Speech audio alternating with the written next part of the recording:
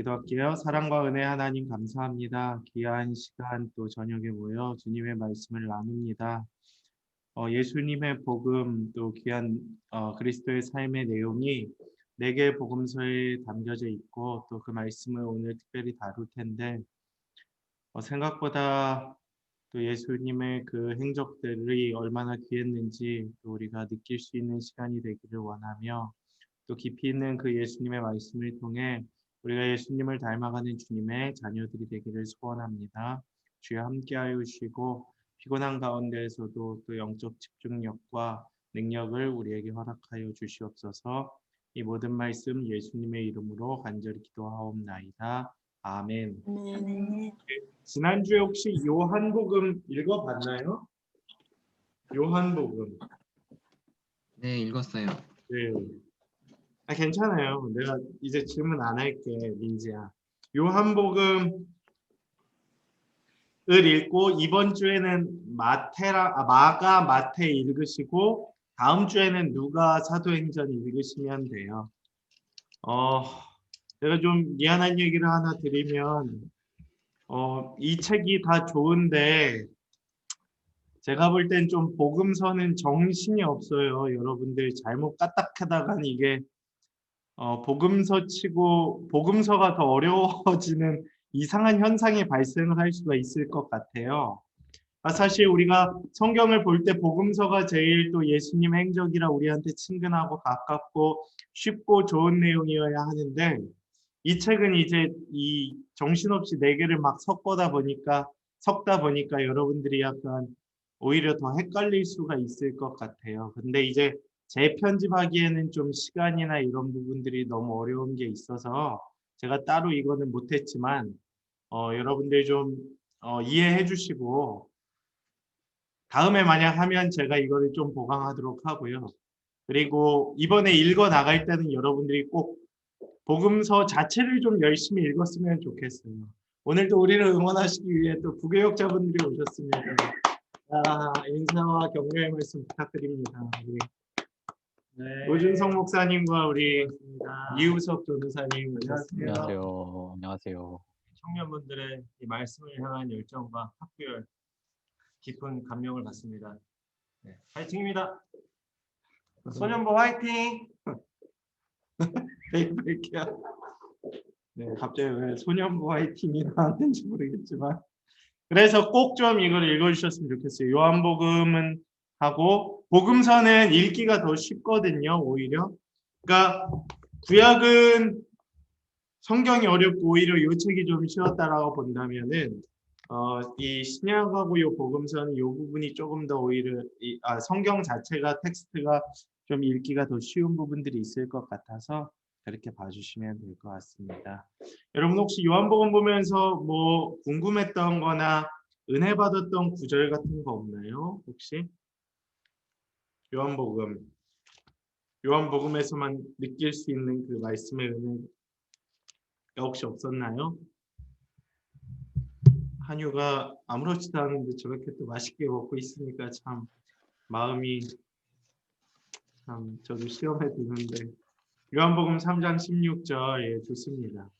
요한복음 3장 16절 다른 복음서에는 없는 또 여기에만 있는 귀한 말씀이고 저는 이번에 묵상을 하고 또 이번 주 설교를 준비하면서 베드로에 대해서 좀 묵상을 해봤던 것 같아요. 요한복음인데 베드로에 대한 특별한 내용들이 되게 많이 나와 있잖아요. 여러분 21장에 보면 내 양을 먹이라 혹시 아세요? 우리 작년 여름 수련회 때 이서진 목사님이 설교 본문 중에 하나셨고 또 우리가 잘 알고 있는 일종의 삽입 구절이에요. 원래 요한복음은 20장 31절에서 끝나는 건데 21장이 추가로 삽입이 된 겁니다. 근데 그 중에 이제 내 양을 먹이라는 베드로에 대한 내용이 나왔죠. 근데 저는 이번 주 설교의 주제가 패배주의자잖아요. 패배주의. 여러분 성경에서 제일 많이 패배하고 실패한 사람이 누구라고 생각을 하세요? 저는 일단 뭐 여러 명이 있겠지만 베드로라고는 생각이 되게 많이 들었어요. 예수님을 3번 부인했잖아요. 이 중에서도 저를 3번 부인할 사람이 있을 것 같아요. 주혁이한테 막 칼 들이밀고 너 유경준하고 같이 다니지 않았냐. 그런 사람 모른다고. 그럼 이제 막 볼에다가 키스를. 세 번째 어, 막 그딴 줄 절대 모른다고. 어, 이렇게 막 저주하면서 막 이렇게 엄청난 패배였는데 그 패배가 결국 주님께서 그 패배에서 끝나지 않게 하고 마침표에서 끝나는 게 아니라 그는 실패하고 그는 무너지고 그는 배신하고 그는 약했지만 그럼에도 불구하고 내가 그를 다시 일으킴으로 말미암아 내 양을 먹이는 주님의 제자로 만들어 주셨던 내용. 요것들을 전 요한복음에서 좀 많이 다시 한번 좀 느꼈었던 것 같아요. 이런 말씀의 은혜가 여기 있었구나. 이런 부분들. 그래서 여러분들도 익숙한 말씀이지만 그 가운데에서 좀 말씀의 그 의미를 좀 찾으시고 요한복음 8장 32절하고 우리 지난주에 그 8장 10몇 절이었지? 12절하고 32절은 하박국 선교사님이 설교해 주셨잖아요. 우리 지금 멤버들이 그때 다 있지만 너무 좋지 않았어요? 혹시? 저 되게 귀한 생명의 말씀. 한 달에 한 번 정도는 또 초대를 이렇게 했으면 좋겠다 이런 생각이 많이 들더라고요. 그래서 세상의 빛을 통하여 주님 오기에 세상의 빛이 되시는 분이시다. 그래서 그 진리를 사랑하는 주님의 자녀들이 되자 이런 말씀을 나눴습니다. 그래서 여러분들 그냥 막 복음서부터는 조금 묵상을 하시면서 읽으시면 좋겠다라는 생각이 들었어요. 이 말씀을 나누는 거예요. 구약은 뭐 내용도 많고 스토리텔링이고 뭐 그러다 보니까 좀 정신없이 읽었다면 신약은 좀 익숙하잖아요. 그러니까 예수님 이야기고 그러니까 그냥 막 보지 마시고 좀 천천히 이렇게 묵상하면서 적용시키면서 읽었으면 좋겠습니다. 그러면 오늘은 71일차부터 할 건데 오늘은 먼저 좀 요 PPT를 먼저 우리가 좀 나누기를 원해요. 내용이 조금 그렇다 보니까 혹시 PPT 보이시나요, 지금? 네. 예. 크게는 안 보이더라도 참고만 해주시면 좋을 것 같습니다. 예. 이제 복음 시대가 시작이 됐다라는 거죠. 복음 시대. 잠시만요. 이거 보이세요? 네. 예, 보이시죠? 예. 그다음에 신약 시대에 이제 이 당시를 다스렸던 이제 왕이 있었고 사복음서 대조를 지난주에 우리가 했습니다. 그래서 마태, 마가, 누가, 요한 그래서 뭐 이런 특징들이 있었다라는 정도. 근데 이것도 제가 볼 땐 뭐 그렇게 썩 잘 정리된 부분은 아니라서 그냥 좀 차이가 있다는 거 정도. 그 다음에 우리 성부의 계획하신 가운데에서 무슨 책이 쓰여진 거예요? 결국 구약이 쓰여진 겁니다. 그리고 성자가 오셨고요. 성령의 인도하심을 따라 우리가 액츠 29을 이어가고 있다라는 것이 성경의 내용입니다. 그래서 우리 선교국장님도 계시지만 진짜 우리의 슬로건이 액츠 29이 되었으면 좋겠어요. 액츠가 사도행전이란 책의 영어적 이름인데 28장까지 기록되어 있는데 마지막에 이제 뭐 담대하게 거침없이 뭐 가르치셨더라. 이후에 29장의 내용들을 예수님의 제자인 우리들이 써 내려간다. 이러한 의미로 액츠 29이라는 슬로건을 걸고 있는데 우리의 삶도 좀 그랬으면 좋겠다라는 거예요. 여기 이렇게 기록이 되어 있고요. 요게 좀 유익할 것 같아서 저희 이렇게 했습니다. 보이세요 혹시? 마테마가 복음 시대가 있고 교회 시대가 있습니다. 그래서 수많은 바울 서실과 공동 서신. 여러분 제가 지난주에 설명을 못 드린 것 같은데 신약에는 그 형식적으로는 4개로 5개로 분류를 할 수가 있어요. 첫 번째 무엇이냐 하면 복음서입니다. 복음서. 4개의 복음서. 두 번째로는 무엇일까요? 책의 형식과 장르 분류를 하면 문학적으로 역사서예요. 역사서. 우리가 구약의 역사서는 어디서부터 시작이 됐죠?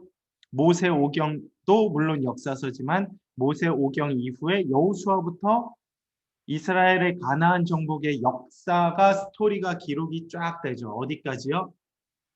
에스라, 느헤미야, 에스더, 스느에까지 우리가 이어지는 것을 봤죠. 그 다음에 시가서가 있고 예언서로 가는 겁니다. 그렇게 구약을 구분했고 신약에는 역사서, 스토리텔링이 담긴 책이 한 권이 있어요. 어떤 책이냐? 사도행전이라는 책입니다. 그래서 좀 여러분 잘 기억을 해주셔야 하는 게 신약을 읽을 때는 복음서 제외하고 신약 이후의 시대는 사도행전이 절대적으로 기준이 됩니다. 그래서 나머지 책들은 이제 사도행전의 큰 그 스토리 속에서 이제 삽입이 되는 같은 날짜를 맞춰가는 그런 형태로 좀 책을 바라봐 주시면 제일 좋을 것 같아요. 그 다음에 이제 분류할 수 있는 책이 서신서입니다. 서신서. 네, 서신선 두 개로 분류를 할 수 있는데 첫 번째는 서신이라는 게 편지잖아요. 제가 이제 만약에 목양교회를 나중에 떠나서 뭐 저기 땅끝마을에 가서 개척을 했습니다. 근데 그 개척교회에서 목양교회로 보내는 편지를 예를 들어 목양서신이라고 하는 거죠. 목양교회를 향해 쓴 편지 이런 식으로. 그래서 바울이 썼으면 바울서신이라고 합니다. 그리고 책의 제목들을 이제 그 지역에 보낸 편지로 구분을 해요. 그래서 갈라디아서, 살전. 이번 우리 특세 주제 본문 말씀이죠. 데살로니가 전서, 후서, 고린도전서 이렇게 쭉. 그 다음에 이제 공동서신. 누가 썼는지 저자가 이제 불분명하거나 히브리서는 그러거든요. 아니면 이제 바울 이외에 바울이 13권을 썼기 때문에 나머지는 이제 수가 오히려 더 적어서 이렇게 따로 분류를 해요. 야고보서, 유다서, 히브리서, 베드로전서, 요한 1, 2, 3서. 그 다음 마지막으로 요한계시록을 이렇게 분류하고 있습니다. 요한계시록은 물론 그거죠. 그 계시서, 예언서. 구약의 예언서나 이제 그 묵시서는 제가 뭐가 있다고 했죠? 다니엘서입니다. 다니엘서. 우리가 아는 내용은 앞에 6장만 있고 제가 지난주 했던 것처럼 7장 이후부터 막 좀 어려운 내용들, 환상, 예언들이 있잖아요. 그게 다니엘서입니다. 근데 신약 성경의 특징은 좀 뭐냐 하면 구약은 몇 천 년 동안 책이 쓰여졌거든요. 최소 막 2000년. 근데 신약은 보세요. 집필 시기가 몇 년입니까? 실제로 한 100년밖에 안 됩니다. 100년. 그러니까 되게 좀 짧은 시기에 수많은 책들이 다 쓰여졌다. 왜냐하면 생각을 해보세요. 한 명이 절반 가까이 썼기 때문에 누가? 사도 바울이 한 명의 인생이 100년 전이니까 사실 그 시기에 제일 많이 쓰여졌다라고 봐주시면 좋을 것 같아요. 이런 특징이 있고 이제 예수님의 생애의 특징 혹시 이거 좀 잘 안 보이죠? 지금 거는 괜찮아요? 제가 이거를 좀 보내주도록 하겠습니다. 이따가든지. 이거를 우리가 좀 봐야 돼요. 왜냐하면 사복음서이다 보니까 4개의 복음서에 좀 각각 막 여러 가지가 있기 때문에 이런 부분을 좀 통해서 좀 봤으면 좋겠어요. 예수님이 이제 태어나셨어요. 탄생을 하셨죠. 그래서 이런 부분들로 이렇게 기록이 돼 있고 30세가 되는 이후부터 공생애를 하셨다라고 합니다. 이게 무슨 뜻이냐 하면 우리 민지가 올해 30살이잖아요. 만 29, 만으로 따지나요? 91년생이니까 아직 억울할 수도 있겠지만 예, 내년에 30살이 되잖아요. 아이고. 야, 너무 됐어요. 그 30살부터 이제 실제적인 사역을 시작하셨다는 겁니다. 우리 그 누가복음 4장에 보면 예수님께서 그 회당에서 이사야 61장 1, 2, 3절 말씀을 이제 읽으시고 사역을 시작했잖아요. 가르치고 전파하시고 고치시더라. 이렇게 사역을 시작하셨듯이 30살부터 시작을 하신 겁니다. 그럼 30년 동안은 뭐하고 사셨습니까? 사실은 알 수 없다가 정답이죠. 근데 30년 동안 목수를 통하여 지혜와 성령이 자라시고 또 그렇게 살아오신 삶의 그 훈련들을 통하여 3년을 딱 불태우시고 이렇게 승천하신 겁니다. 부활하시고 죽으시고 부활하시고 승천하신 예수님의 삶이다. 그래서 사실 복음서는 3년의 행적만 기록한 어떻게 보면 되게 짧은 책이잖아요. 여러분 혹시 자서전 같은 거 보신 적 있으세요? 위인전, 뭐 에브리엄 링컨 같은 사람, 뭐 록펠러 같은, 뭐 록펠러야 뭐 그 평가가 좀 다를 수도 있지만 한 사람의 전기가 어떻게 됩니까? 되게 그거 되잖아요, 그렇죠? 되게 70년 최소. 저도 3년을 불태우고 어딜 떠나기.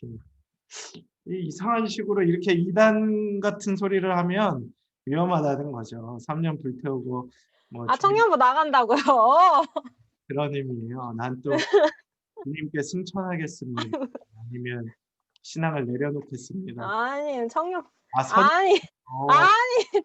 아멘, 할렐루야. 그렇죠. 제가 얘기했잖아요. 선교국장 하면 보통 선교사로 떠나야. 죄송해요. 알겠습니다. 괜한 말. 하여튼 이렇게 좀 귀한 일인 거죠, 진짜.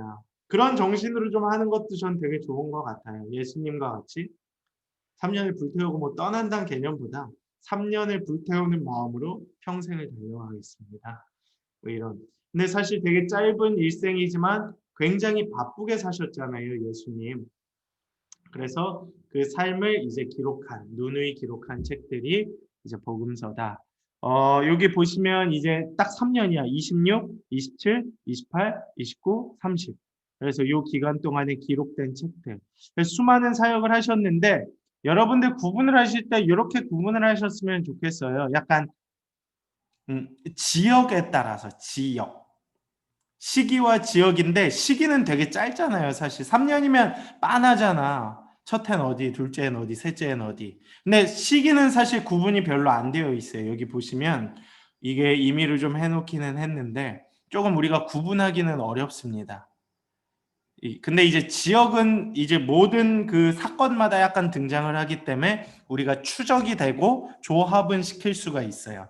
그래서 처음에 가나 혼인잔치 갈릴리에서 유다에서 처음에 이제 태어나셔서 세례와 시험과 제자 세움을 하셨어요. 예수님의 고향이 베들레헴이잖아요, 그렇죠? 베들레헴의 말구유에서 태어나시고 어디에서 자라셨죠? 갈릴리? 예, 나사렛 지역에서 맞습니다. 갈릴리 나사렛. 그래서 그 요한복음 1장 후반부에 보면 나다나엘 바돌로메라는 제자가 뭐라 그랬죠? 빌립이 야 예수님 오셨어. 야 우리 기다리던 메시아 진짜 왔어. 근데 나다나엘이 이런 거예요. 야 무슨 갈릴리에서 선한 것이 나겠느냐. 그러니까 이 시대로 치면 뭐 구리의 지금 희망 등불. 유경준 목사가 이제 구리에 있다라고 하는데 야 무슨 구리에서 말도 안 되는 소리 하지 말라고 이렇게 그렇게 얘기를 하는 거예요.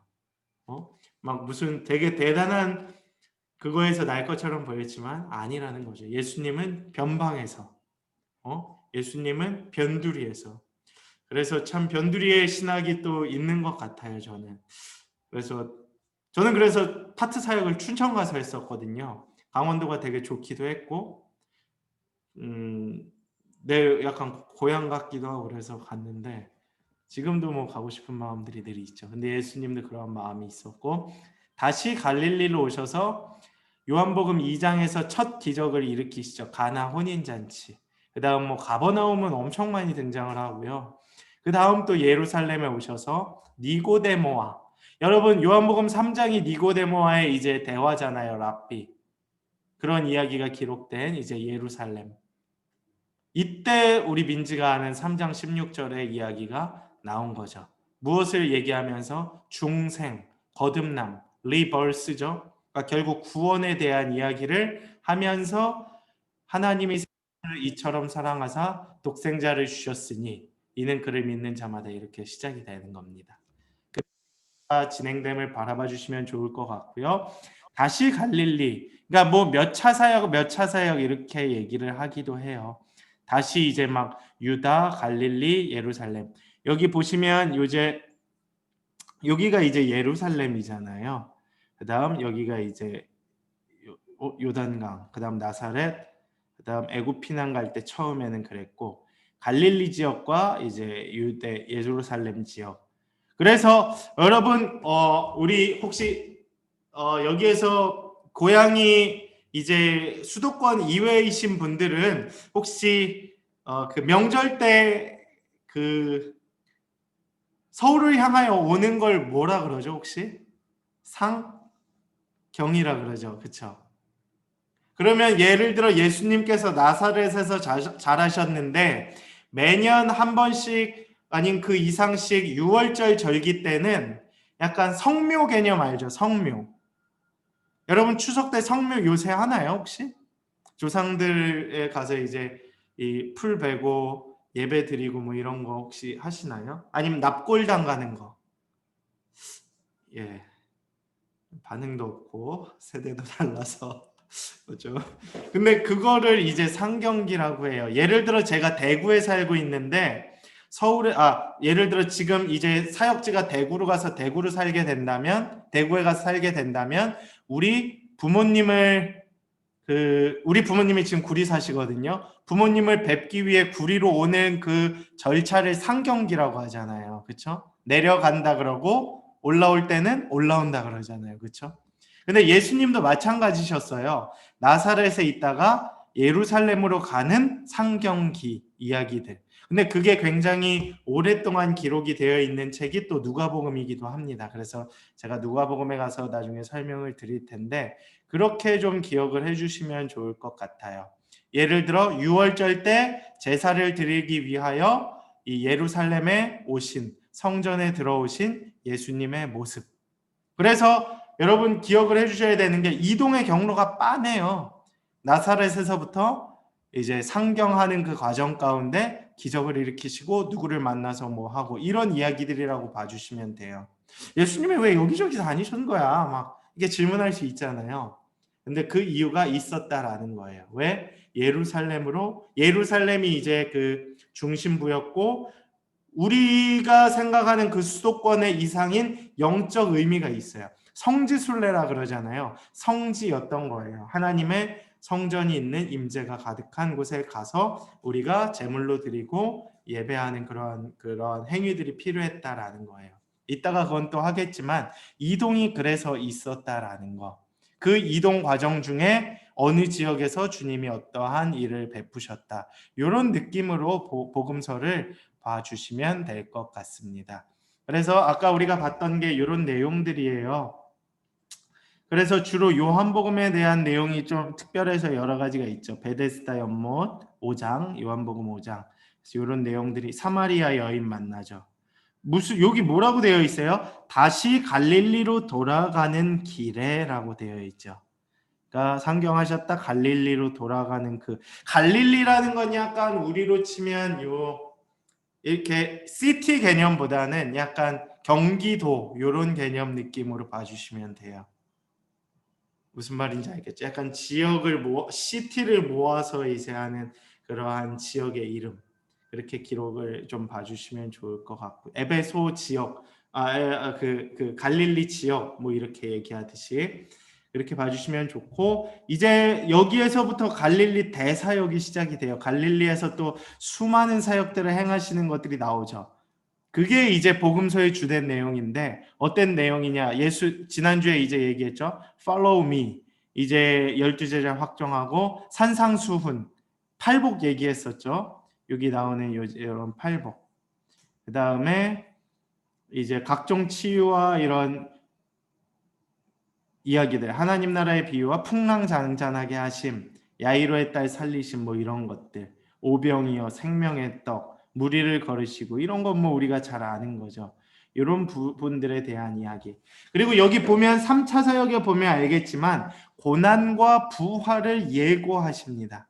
예수님께서 중반부에는 막 엄청 달려요. 사역을 엄청 하세요. 기적을 보이세요. 치유를 하세요. 전파를 하세요. 고치세요. 그리고 예를 들어 뭐 요한복음 같은 경우 막 17장 기도 마친 이후부터 이제 막 순환이 예고가 돼요. 그러니까 급박스럽게 이제 전개가 돼요. 우리 영화를 보면 막 하이라이트 부분 전개가 있고 하이라이트 부분으로 막 치고 가고 막 마지막 절정에 다다랐을 때 갑자기 막 이제 마무리가 되고 이런 식이 있듯이 복음서의 이제 클라이막스는 어디겠어요, 여러분? 어떤 사건이겠어요? 혹시 복음서의 클라이막스 사건은 무엇일까요? 너무 쉬워요. 십자가 네, 맞아요. 십자가 사건이요. 네. 십자가 사건이 클라이막스입니다.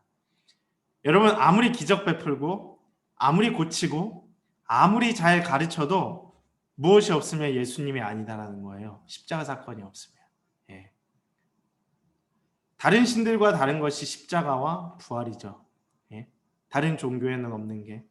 그게 신성과 인성을 나타내는 것이고 그게 복음과 은혜와 사랑을 가르쳐주고 있는 것입니다. 그래서 십자가와 부활 사건은 너무 중요해요. 근데 대부분의 복음서가 후반부에 기록이 되어 있다는 것, 그리고 그게 예고되어 있고 그 전까지는 주로 사역이 쫙 펼쳐져 있어요. 갈릴리와 유대 지역과 예루살렘에서 지금 여기 나와 있는 대로 수많은 만남과 사건과 사역과 가르침과 고치심과 전파의 사건들이 기록된 게 무엇이다? 복음서다라는 거예요. 그렇게 기억을 해주시면 돼요. 큰 흐름은. 그 다음 이제 후반부를 봅시다. 30년도 AD, 예수님이 이제 33살이 됐어요. 33살. 예. 요 초막절, 수전절, 유월절. 요때도 사건이 빠바바바바바바박 등장이 돼요. 1년 안에. 왜? 예수님이 이제 클라이막스로 가는 과정이니까. 그래서 초막절을 보내고 또 요런 일을 하시고 이제 이동 중에 상경 중에 이제 죽으러 가시는 일들이 이제 나오는 겁니다. 예고를 하시고 이제 여기 예고했죠. 여기에 고치고 또 이런 사역들이 있었지만 결국 나귀 타고 입성한다. 제가 전에 나귀에 대해서 한번 가르쳐준 그거 있었죠. 그거 뭐냐? 그 소예언서 혹시 기억나나요? 예, 스가랴 9장이었나? 거기에서 이제 나귀에 대한 이야기. 예수님이 이제 나귀 타고 오신다고 예언을 하고 있는 거죠. 예표. 그 이야기들이 이제 연결이 되는 거예요. 실제로 예수님이 나귀를 타고 입성하셨죠. 그래서 막 말을 타고 막 대장군처럼 들어온 것이 아니라 나귀를 타고 우리를 위해 이 낮고 낮은 땅 가운데 오신 모습. 그렇게 기억을 해주시면 됩니다. 그리고 성전 청결과 세족과 최후만 창과 십자가 사건과 부활로 마무리를 피날레를 지으십니다. 알겠죠, 예솔아? 그렇게 기억을 해주시면 될 것 같습니다. 그래서 30년의 시간이 있었고 3년의 공생의 시간이 이렇게 많았다라는 거 기억을 해주시면 좋을 것 같습니다. 예. 그 다음 이렇게 책을 좀 나눠 놓기도 했어요. 제가 이걸 찍어서 보내드리겠지만 4권의 책이 약간 이런 흐름으로 다 기록되어 있다는 거예요. 첫 번째는 서원, 인사말, 뭐 배경. 그 다음에 두 번째는 탄생, 공생애가 시작됐어요. 그러니까 예수님은 어린 시절에 대한 기록이 누가복음 2장 52절 뭐 이런 데밖에 별로 없습니다. 그리고 공생애가 시작되고 갈릴리, 사마리아 지역, 갈릴리 또 이런 유대 지방, 예루살렘. 예루살렘의 마지막 사역이라는 건 결국 무엇이냐? 입성한 이후에 사역을 하시고 여기 뭐죠? 마지막 시간에 가지시고 대속 사역을 하시고 죽으시고 승천하셨다는 겁니다.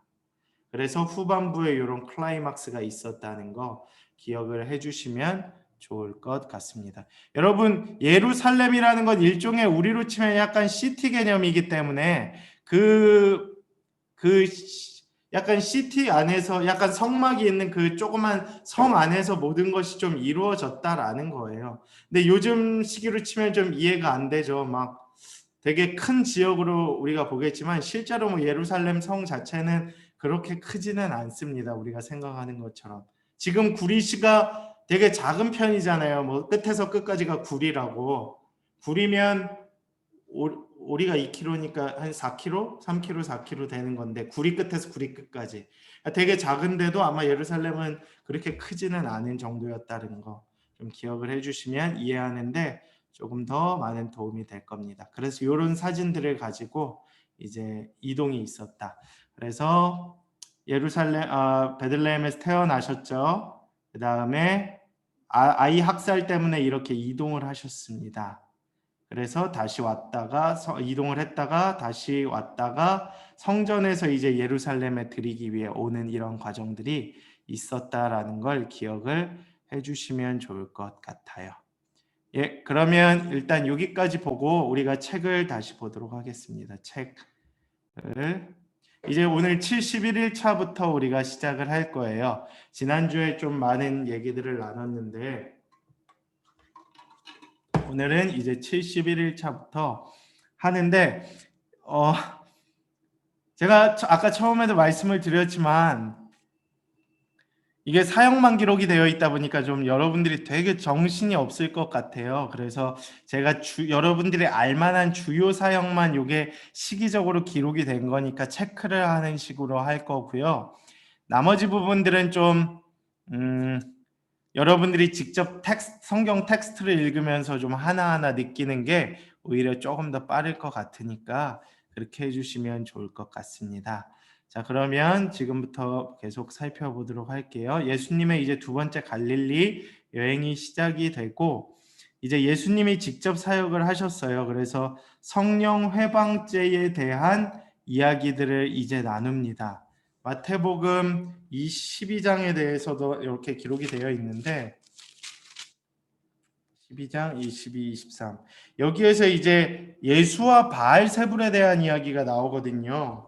그래서 바알세불의 힘을 입입어 귀신을 쫓아냈다라고 이렇게 무리들과 바리새인들이 예수님을 조롱을 해요. 근데 예수님께서는 이게 용서받을 수 없는 성령의 회방죄다라고 우리에게 이야기를 하시는 겁니다. 다른 죄들은 다 용서를 받을 수 있지만 마가복음 3장 28, 29처럼 사람의 모든 죄와 모든 모독하는 일은 사하심을 얻되 누구든지 성령을 모독하는 자는 영원히 사하심을 얻지 못하고 영원한 죄가 되느니라 하시니 이렇게 기록이 되어 있습니다. 마가복음 3장 28, 29 마가복음 3장 28, 29 마가복음 3장 28, 29입니다. 이건 꼭 암송을 한번 해주시면 좋을 것 같아요. 모든 죄는 용서받을 수 있고 회개할 수 있지만 성령을 모독하는 그러한 죄는 주님께서 우리에게 결코 용서받을 수 없다고 가르쳐 주세요. 예수님이 경고한 성령 회방죄 3가지죠. 그렇죠? 그러니까 의지적인 범죄로 성령의 일을 회방하고 비하하는 것을 말하는데 불신자들이 범할 수 있는 죄 중에 하나예요. 첫 번째, 성령을 회방하는 자들은 진리를 배경하는 거예요. 그래서 분명한 기적을 봐요.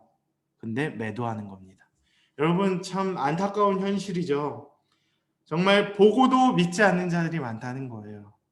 그래서 믿음이 쉬우면서도 어렵다고 하는 거고 어려우면서도 쉽다고 하는 이유가 그거인 것 같습니다. 분명히 우리 가운데 기적이 일어나고 예수님을 알만한 하나님을 알만한 것들을 세상 곳곳에 보이셨음에도 불구하고 믿지 않는 자들이 너무나도 많다는 거예요. 사실 그러한 사람들은 뭐 제가 전에 세종대왕 이순신 장군 얘기도 했지만 참 하나님 앞에 갔을 때 변명을 하기가 너무 어려울 것 같아요. 하나님의 심판대 앞에 나중에 섰다라고 생각을 해보세요. 야, 누구야. 내가 예전과 달리 지금 이 시대 속에서 나를 알만한 것들을 이 세상 곳곳에 놨는데 왜 너는 나를 믿지 않고 이렇게 죽게 되었느냐라고 물으시면 할 말이 없는 거죠. 그럼 그냥 지옥으로 가는 거죠. 바로 우리 신과 함께라는 영화와 같이 거기에서 이제 그냥 어디로 가냐 이제 그거를 따졌을 때 변명할 수가 없는 거예요. 변론거리가 안 되는 겁니다. 그래서 여러분들 또 안 믿는 자들에게 있어서 좀 그런 경각심을 가지고 좀 기도를 했으면 좋겠어요. 그게 물론 어렵죠. 근데 우리의 그게 사명이 아닌가 라는 좀 생각을 해봅니다. 저도 가족들 중에 안 믿는 분들이 있죠. 외가 쪽. 제가 전에 누구한테 얘기했지만 저희 외할아버지께서 불교 대학장이셨어요. 의정부 쪽에. 안 믿기죠. 근데 저희 아버지가 목사님이셨는데 목사 사위를 두셨고 목사 사위를 되게 좋아하셨어요. 유서방 하면서. 근데 그 할아버지한테 복음을 잘 못 전했다는 게 늘 마음에 걸리긴 하고 앞으로 제게 남겨진 그러한 자들을 위해 잘 전해야 되겠다라는 생각이 들고 있습니다. 그래서 여러분들 좀 그것이 우리의 꼭 첫 번째 사명이 되었으면 좋겠어요. 안 믿는 자들을 향한 복음 전파. 그래서 이러한 사람들의 하여튼 못된 습성이 기적을 보고도 매도하는 것 기억을 해주시고요. 두 번째로는 예수님을 그래서 성령은 온전한 복음으로 예수를 받아들일 수 있는 기회를 제공하고 있다. 그래서 성령에 대해 불견한 태도를 갖는 것은 스스로 구원을 거부하는 행위다라는 거예요. 그러니까 우리가 지금 살아가는 시대에 대해서 얘기하는 겁니다. 지금 성령 시대, 성령이 역사하는 시대이기 때문에 예수님은 2000년 전에 오셨던 분이죠. 그들이 볼 때. 근데 성령은 지금도 계시는 분이시기에 그 성령, 그러니까 뭐 우리가 복음을 전할 때에 성령을 모독하는 이단들이 있잖아요. 무슨 성령이 있냐? 구약 시대에 하나님만이 온전한 신이요 우리의 구원자이시다. 이런 소리 하면 그냥 성령의 회방죄는 하나님께서 도저히 용서하실 수 없는 대역죄다라는 것입니다. 그 다음 세 번째, 성령을 회방하는 죄는 과거의 고의성이 없는 죄와 관련된 것이 아니라 지금 계속되어 있는 고의적인 죄와 관련이 있다라는 거예요. 그래서 우리도 좀 이것을 주의해야 한다라는 것입니다. 여러분 그런 경우 많지 않아요? 나 예수님 믿고 있어. 나 구원 받았어. 그리고 어떻게 해요? 지금 이 시점에서의 나의 삶을 그냥 막 살아가는 겁니다. 그런 경우 되게 많잖아요. 나 이미 믿었어. 나 이미 구원 받았어. 구원은 한 번 받으면 끝난 거라며. 그러니까 나 그냥 막 살아도 되겠네. 그냥 교회 나가는 척만 하면 되겠네. 이런 논리로 살아가고 있는 나일론 신자들도 굉장히 많잖아요. 그렇죠? 청년들 중에도 그러한 생각을 가지고 있는 친구들이 있어요. 그러니까 일종의 믿음과 신앙이 뭐예요? 보험. 여러분 보험 들어보셨어요? 보험을 왜 들어요? 만에 하나 일어날 수 있는 일에 대한 하나의 대비로 적은 그 투자를 통해 내가 이제 약간 위험할 때의 극대의 좀 효과를 누리기 위함, 대비하고자 하기 위함 아니겠어요? 그러니까 믿음의 보험은 무엇이겠어요? 결국 내가 기독교의 발을 살짝 담금으로써 만에 하나 내가 혹시 갑작스럽게 죽게 되었을 때에 천국이라는 보험을 얻기 위해서 예수님을 믿는 그러한 믿음을 가진 자들도 있다는 거예요. 근데 잘못됐다라는 것입니다. 여기에서 말하는 세 번째 얘기가 결국 그러한 죄악들을 이야기하고 있는 거예요. 그래서 혹시 그러한 이야기들을 하는 친구들이 있다면 제 친구들 중에도 그러한 친구가 있거든요. 뭐 죽기 직전에 믿으면 되지. 얼마나 멍청한 소리인지 몰라요. 그 생명과 죽음을 주관하시는 분이 누구신데? 하나님이시잖아요. 네가 언제 죽을지 어떻게 알아? 네가 죽음을 주관하는 게 아니잖아. 하나님이 죽음을 주관하시는 건데 그 하나님을 믿는 믿음을 감히 그따위로 얘기를 해? 회방죄죠. 회방죄. 성령 회방죄예요. 거의. 하나님 회방죄죠. 거의 그 정도. 그러니까 참 그런 친구들은 하나는 알고 둘은 모르는 거죠. 어리석음이 있는. 근데 주님께서 결국 그것들을 우리에게 가르쳐 주시는 것입니다. 현대판 바리새인과 세속인들은 누구인가? 우리들이 결국 그러한 것들을 좀 깨닫고 진정한 믿음을 갖고 나아갈 수 있기를 주님께서 원하신다라는 것입니다. 바알세불 얘기는 사실 무당이 귀신의 힘을 빌려서 귀신을 쫓아내는 그러한 일들이 있었는데 예수가 결국 바알세불을 의지해서, 그러니까 약간 뭐 무당 의지해서 가는 뭐 그러한 힘이다. 그러니까 약간 제가 막 민지가 아팠을 때 막 이렇게 안수기도 해주는 것이 이제 막 약간 바알세불이 와서 민지의 그러한 아픔을 치유해줬다라는 이런 식으로 좀 생각을 했다라는 것이 있는 거예요. 좀 그런 것들이 있다는 거 좀 기억해 주시고, 씨 뿌리는 비유와 천국의 비유들이 있습니다. 여러분 이거는 결국 무엇을 얘기하냐 하면 이제 우리가 씨를 네 가지 땅에 떨어진 씨의 비유를 통해서 결국 앞으로 우리가 맺게 될 그 씨앗에 대한 열매를 비유를 한 거예요. 그래서 주님께서는 이제 좋은 땅에 떨어져야 가시가 기운을 막지 못하고 좋은 열매가 맺힌다라는 것을 우리에게 가르쳐주고 있는 것이에요. 그래서 30배, 60배, 100배의 열매가 맺힌다라는 것을 의미합니다. 뭐 이것은 뭐 다양하게 해석이 될 수 있겠지만 여기에서는 이제 천국의 비유로 이렇게 비유를 하기도 해요. 그래서 좀 그렇게 기억을 해주시고, 여기에 이제 씨 뿌리는 자의 비유가 나오죠. 그래서 말씀을 듣는 자에게 주는 의미다.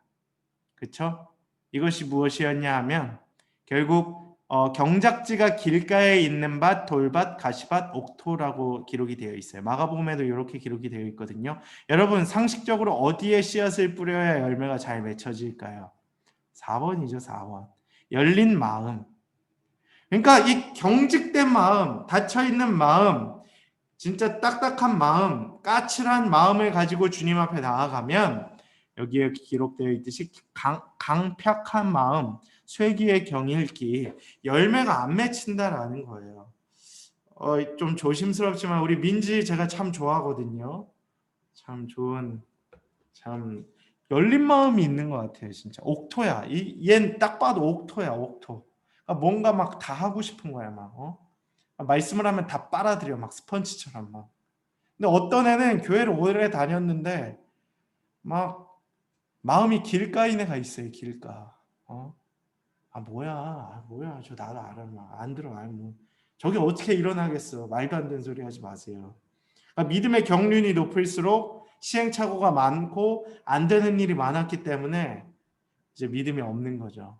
하나님의 말씀을 하나님의 말씀으로 안 듣고 인간의 이제 한계로 이제 제한시켜 버리는 경우가 많다는데 그거랑 같은 마음입니다. 그래서 그렇게 전에 기억을 해주시면 좋을 것 같고 말씀을 전하는 자에게 주는 의미가 있다는 거예요. 저한테도 말씀의 왕성함. 여러분 제가 여러 가지 이게 의미가 있겠지만 눈물로 씨를 뿌리는 자는 기쁨으로 거둔다라는 말이 이제 시편에 기록이 되어 있거든요. 그러니까 여러분들은 사실 여기 대부분 리더십이잖아요.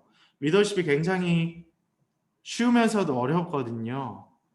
근데 어려우면서도 쉬운 게 또 리더십이에요. 그냥 믿는 거 그냥 가르쳐주고 인도만 해주면 되는 거니까. 토스죠, 토스. 영적 토스. 근데 우리는 토스를 안 하고 내가 하려고 하니까 힘든 건데 사실 하나님께 우리 영혼들을 올려드리면 그것만큼 쉬운 게 어디 있어요. 참여하라고 하고. 리더십이 결국 그 역할을 하는 거거든요. 순장이 그 역할을 하는 거예요. 우리 만약 민지가 처음 왔을 때 믿음이 되게 연약해. 그럼 뭐 순장이 바보는 이렇게 하는 거예요. 바보 같은 순장은 내가 다 하려 그래 막. 내가 손민지 그냥 믿음으로 다 그냥 한 방에 올해 안에 다 끝장내게 해주겠어. 내 생각으로, 내 힘으로, 내 능력으로. 바보 같은 순장입니다. 그럼 어떻게 되는지 아세요? 1년 후에 탈진해요. 왜냐하면 내 믿음보다 민지의 그 불신앙과 불신앙과 그 견고한 성이 더 높기 때문에. 근데 지혜로운 순장은 어떻게 하냐? 지혜로운 목회자는 어떻게 하냐? 그냥 토스하는 거예요. 말씀을 전해주고 나는 그냥 씨앗을 뿌리는 사람이고 물을 주는 사람은 따로 있고 열매를 맺게 하는 사람은 하나님이시고 그것이 쌓여서 열매를 맺을 것이다. 여러분 모죽이라는 그 나무 아세요? 제가 지금 정확히 정리된 거는 아닌데 모죽이라는 나무가는 열매가 이제 씨앗이 나오기까지인가? 이게 싹트기까지인가? 몇 년이 걸리는지 아세요 혹시? 모죽이란 일단 그거 자체를 모르죠. 예. 그래서 제가 조금 더 알고 있어서 감사하네요. 일단 제가 알기로는 지금 검색도 안 해봤어요. 그래서 좀 미안해요. 근데 5년으로 알고 있어요. 5년. 여러분 어마무시하죠. 보통 콩나물 같은 건 싹이 트는 게 며칠도 안 걸리잖아요. 그렇죠? 근데 모죽은 5년이래요. 그리고 쑥 자랍니다. 이제 쑥. 그래서 신기해가지고 아래에 파봤대요. 얼마만큼의 뿌리가 깊어져 있냐 하면 어마무시하다는 거예요. 그러니까 이만큼 자라기 위해서는 어떻게 해야 돼요? 뿌리가 깊어야 된다는 거죠. 심지어 그 기간이 5년이 걸릴 수도 있다는 거예요. 임의적으로 우리가 얘기를 해봅시다. 물론 누구처럼 빨리 열매 맺히는 경우도 있죠. 물론 그것조차도 이제 은혜죠. 근데 어떤 사람들은 5년이 걸릴 수도 있다는 거예요. 진짜. 제가 만약에 막 설교를 하면서 막 새가족들이 와요. 우리 목청 플러스에도 많이 오잖아요. 근데 막 3년이 안 돼서 막 떠나는 친구들이 있고 열매가 안 맺히는 애들이 있고 쟤는 막 믿음이 안 자르는 것처럼 보이는 애들이 있잖아요. 그러니까 똑같은 거야. 한결같이 늘 똑같이 안 믿는 친구들이 있잖아요. 설교만 듣고 튀는 친구들. 마음이 너무 아프죠. 제일 아프죠. 근데 내 힘으로 하려고 나도 막 탈진할 것 같고, 근데 하나님께서 참 그 시간들조차도 이렇게 뿌리를 내리는 과정으로 좀 생각을 우리가 기억을 좀 해주면 어떨까. 제가 고등학교 2학년 때 만난 친구가 아직도 복음을 전해도 안 믿어요. 뭐 야 그래 네가 담임 목사면 내가 그 교회는 가겠다, 이러한 이야기 헛소리를 좀 하고 있는데 참 18년이잖아요 벌써. 얼마나 제가 가슴이 아프겠어요. 요즘 그 친구를 보면 막 제가 전도당하는 느낌도 약간 들기는 하는데 아직도 하나님의 때를 놓지 않고 정말 좋은 친구거든요. 진짜 인생에 둘도 없는. 근데도 안 믿는 것을 보면서 참 18년의 뿌리를 내려도 이게 아직 쉽지 않구나, 이런 말씀이 들지만, 하여튼 그러한 하나님의 나라는 말씀의 왕성함에 의해 자라난다는 사실, 눈물로 씨를 뿌리면 기쁨으로 열매를 거두며 또 그 기간이 오래 걸릴 수 있다는 사실을 좀 기억해 주셨으면 좋겠습니다. 또 가라지 비유가 나오죠. 여러분 가라지 뭔지 알죠? 가라지의 반대가 뭐예요? 알곡과 뭐 가라지죠. 예, 가라지가 되지 마세요. 아시겠죠? 가라지 비유 뭐 말 안 해도 잘 아실 것 같아서 결국 이런 적대 세력이 있다는 거 좀 기억해 주시고, 겨자씨 비유, 지극히 작은 시작으로부터 시작이 된다라는 것을 우리가 기억해 주셨으면 좋겠어요. 이것은 무엇을 우리에게 가르쳐 주고 있냐 하면, 여러분 되게 작아 보이는 것 같은 일 있잖아요. 교회에서도. 여러분 제가 솔직히 고백을 하면 저는 목사님 아들로 30년을 자라와서 그런지 교회에서 어떤 역할을 하면 내가 눈에 띄고 금방 적응할 수 있고 뭐 금방 이렇게 할 수 있는지 사실 눈에 보였었어요. 제가 25살 때 아버지가 이제 목회 사임을 하시면서 한 교회에 대학부를 갔는데 규모가 되게 컸거든요.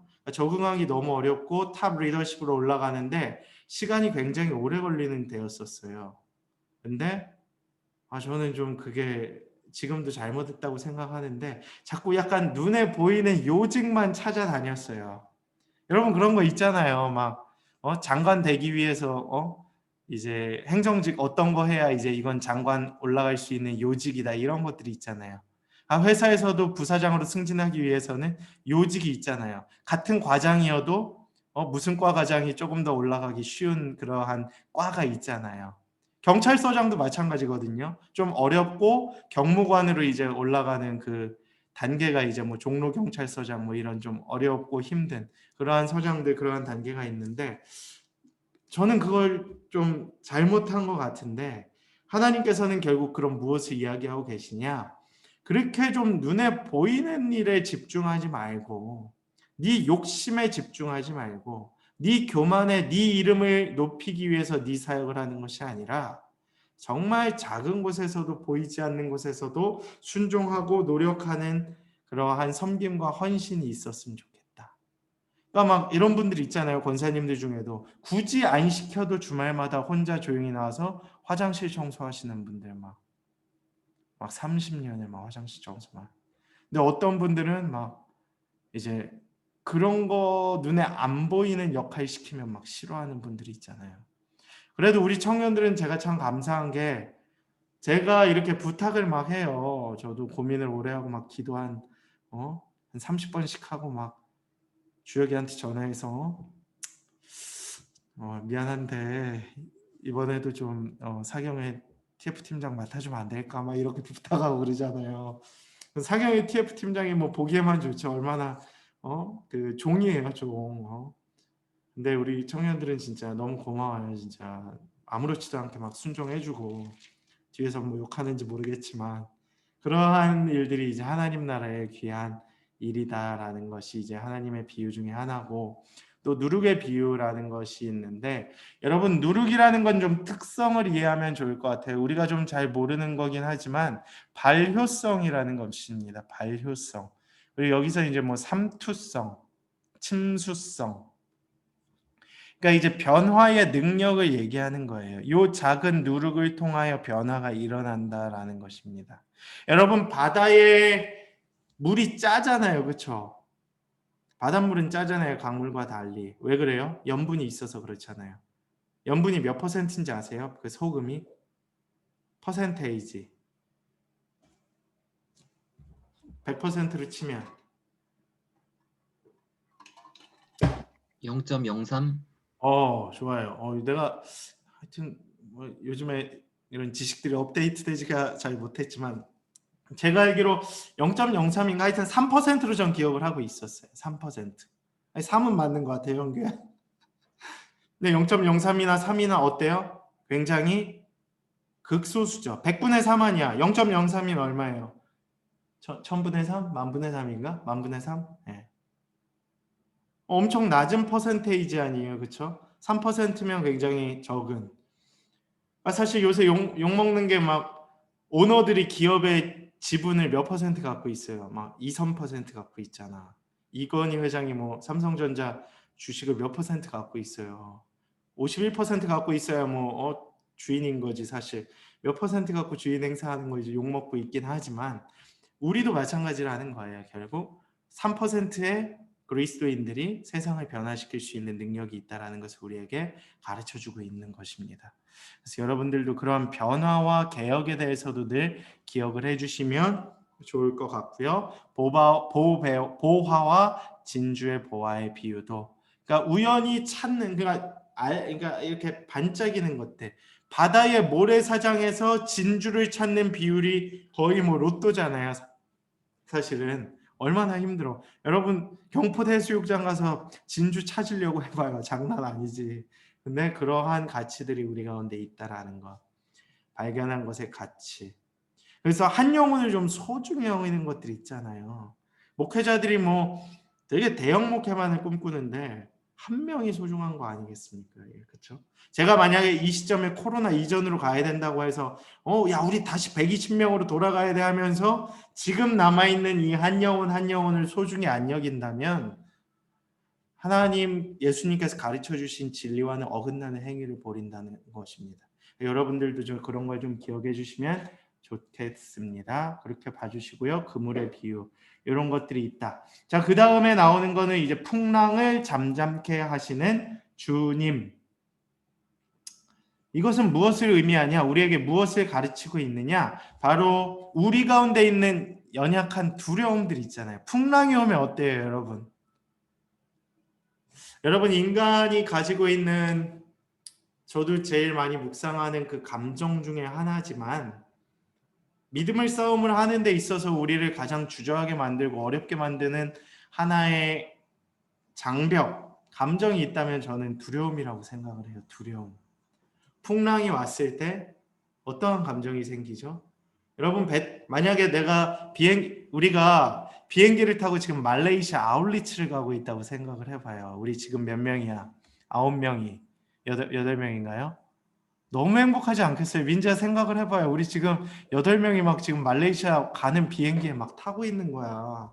너무 좋죠. 막 2달 막 합숙하고 준비하고 막 놀고 이제 말레이시아 딱 가서 난민 학교 빡 복음 전하고 하박국 선교사님 딱 교제하고 교회 개척하고 원주민 딱 들어가서 사역하고 말레이시아 스타벅스도 한번 가고 이거 뭐야 그 두리안 먹을 생각하고 얼마나 기분 좋아. 근데 딱 가는 그 비행기 안에서 막 비행기가 흔들리기 시작한 거예요. 자, 승객 여러분, 비상사태입니다. 비상사태입니다. 뭐 안전벨트 꼭 해주시고요. 자, 구명조끼도 좀 해주셔야 될 것 같습니다. 비행기에 연료가 뭐 누수되면서 좀 문제가 생겼습니다. 뭐 이러기 시작한 우리의 마음이 어때요? 갑자기 뭐 아울리치 가는 그 와중에도 믿음이 충만한 그 순간에도 난리가 나겠죠. 막. 이미 뭐 믿음이고 나발이고 막 그냥 막 인간적인 막 술수를 쓰지 않겠어요? 뭐 목사님 어떻게 해요? 거봐 내가 안 온다고 했잖아. 막 이런 얘기 하지 않겠어요? 예솔이가 막 거봐요 제가 안 온다고 했잖아요. 왜 굳이 가자 그래가지고 가뜩이나 돈도 없고 그랬는데 죽게 생겼네 막 이러지 않겠습니까? 왜 그러겠어요? 두려움 때문이에요. 근데 그 두려움을 물리치시는 하나님이 능력이 우리 가운데 있음을 가르쳐 주시는 것이 풍랑을 잠잠케 하시는 예수님이다라는 거예요. 여러분 이 비유는 생각보다 많이 나와 있기 때문에 우리에게 좀 특별한 말씀일 수 있겠지만 두려움을 물리쳐 주시는 하나님이셨다.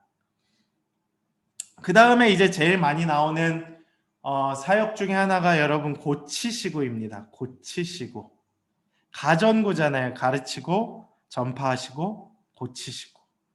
근데 저는 아직도 이게 묵상이 생각을 많이 해보면 고치심의 역사가 왜 요새는 그렇게 많이 일어나지 않을까 참 고민을 해요. 그래서 저 원래 이번에 논문 주제를 약간 그쪽으로도 생각을 했다가 내적 치유와 뭐 이런 거 장애인들 사역 그랬다 갈아탔는데 너무 어려워서 물론 내적 치유에 대해서는 지금 계속해서 사역을 좀 하려고 하지만 육적인 회복을 이루어가는 것들이 결코 쉽지 않잖아요. 예를 들어 이게 질병인 거랑 또 약간 그 고침이 불가능한 영역 이상의 것들이 있잖아요. 귀신 뭐 들린 수준이 있고 그 다음에 이게 장애가 있고 몸이 불편한 정도의 아니면 이게 약간 정신적 질환 정도로 가는 분들도 있잖아요. 어렸을 때 이제 자폐 성향이 있다거나 뭐 ADHD 그 성향이 있다거나 사회성 부적응 장애들이 있는 친구들은 이것을 어떻게 좀 우리가 할 수 있을까? 정말 이게 치유가 될 수 있는 영역인가? 아니면 어느 정도 치유는 내려놓고 함께 교제하는 것만으로도 주님의 그 메시지와 은혜를 누릴 수 있는 영역인 건가? 이런 걸 좀 제가 계속 연구를 좀 하고 있는데 여러분들도 한번 좀 묵상을 해보세요. 그리고 현대 시대의 아픈 자들을 향한 하나님의 마음은 어떠신가? 이들을 정말 고치실 생각이 있는 것입니까? 주님 고쳐주시옵소서. 이러한 질문들. 왜 예수님 시대에 일어났던 그 치유의 역사는 요즘에 일어나지 않는가? 예수님과 우리였기 때문에. 근데 사도행전 초기에도 그렇죠? 베드로와 요한이 성전 미문에 앉아 있는 거름뱅이를 일으켰잖아요. 그렇죠? 그 일로 인해서 3,000명이 결단하고 막 이러한 역사들이 일어났는데 왜 요즘 시대엔 일어나지 않는가? 근데 뭐 여러 가지 이유가 있어요. 수많은 사역이나 이미 우리 시대에도 일어나고 있고 있을 수도 있고 그 시대도 수많은 도전 중에서 성공기만을 이렇게 기록했던 내용을 이렇게 말씀으로 이렇게 전달했을 수도 있고 그래서 여러분들이 좀 그거에 대해서 묵상해 보시고 나중에 그것도 한번 좀 나눠볼 수 있었으면 좋겠습니다. 그러니까 고치시고의 부분 그리고 그 고치시는 과정 가운데에서도 주님이 이제 그 고치시는 그 은혜가 있다라는 거예요. 예를 들어 혈루증 앓던 여인들 하혈을 계속하는 거예요. 여러분 저는 사실 여성이 아니어서 하혈에 죄송합니다. 제가 궤양성대장염을 알아서 사실 하혈을 알기는 해요. 저 피를 많이 흘렸습니다. 그냥 우스갯소리로 들어주세요. 제가 더 많이 흘렸을 수도 있어요. 너무 아파가지고 진짜 저 너무 아팠었거든요. 화장실 이게 웃을 때가 아닌데 그 아픔을 제가 알아요. 우습게 생각할 수도 있지만 제가 궤양성대장염 한번 쳐보세요. 염증성 잔질환 피가 계속 흐르는 거거든요. 근데 그 여인이 많은 의사에게 괴로움 받았고만 다 했는데 내가 그의 옷에만 손을 대어도 구원을 받을까 생각을 하는 믿음이 그들 가운데 있었다라는 거예요. 그러니까 옷만 대도 내가 진짜 고침받을 수 있다라는 믿음. 근데 이 시대에는 그런 믿음이 과연 우리 가운데 있는가? 이러한 것들을 살펴봐야 한다라는 거죠. 그래서 막 그러한 역사들이 왜 일어나지 않는가를 또 생각도 해보시고 주님이 이렇게 고쳐주셨네 이러한 부분들. 그래서 배척당하는 것들. 아까 제가 얘기했죠. 나사렛에서 뭐 무슨 선한 것이 날 수 있겠느냐. 배척도 있었고 야이로의 딸을 살리셨죠. 여러분 생명을 살린다는 건 뭐 거의 있을 수 없는 만약 우리 주일 청년 예배 때 막 누가 예배 드리다 막 갑자기 쓰러졌어. 막 찬양을 너무 열심히 하다 막 고혈압이 와서 막 뒷목 잡고 쓰러졌어요. 근데 내가 막 기도해서 일으킨 거야. 어떻게 되겠습니까? 그 다음 주부터 예배당에 막 3,000명씩 오겠죠. 막 전국에서 아픈 사람들 다 오고 막 야 장난 죽은 사람 일으킨다며 그 목사 몰려오지 않겠습니까? 막 그러한 일들이 일어나는 거예요. 예수님한테 지금. 가는 곳마다 막 살리시고 일으키는. 그래서 저도 기도하고 있습니다. 네. 이게 그냥 막연한 환상이 아니라 진짜 은혜, 사모함으로 진짜 여러분들도 여러분들을 위해서 기도를 해줘야 돼요. 우리 공동체 가운데 그러한 능력이 나타날 수 있도록 믿으세요? 안 믿으니까 안 일어나는 거거든요. 그러니까 아픈 친구들이 오면 살아나야 돼요, 진짜. 영이 진짜. 그러니까 막 우울증 갖고 온 애들 있잖아요. 막 딱 봐도 쟤는 막 표정이 거의 이러고 있고 막 찌그리고 있고 막 말 걸어도 막 이렇게 막 피하는 애들이 있잖아요.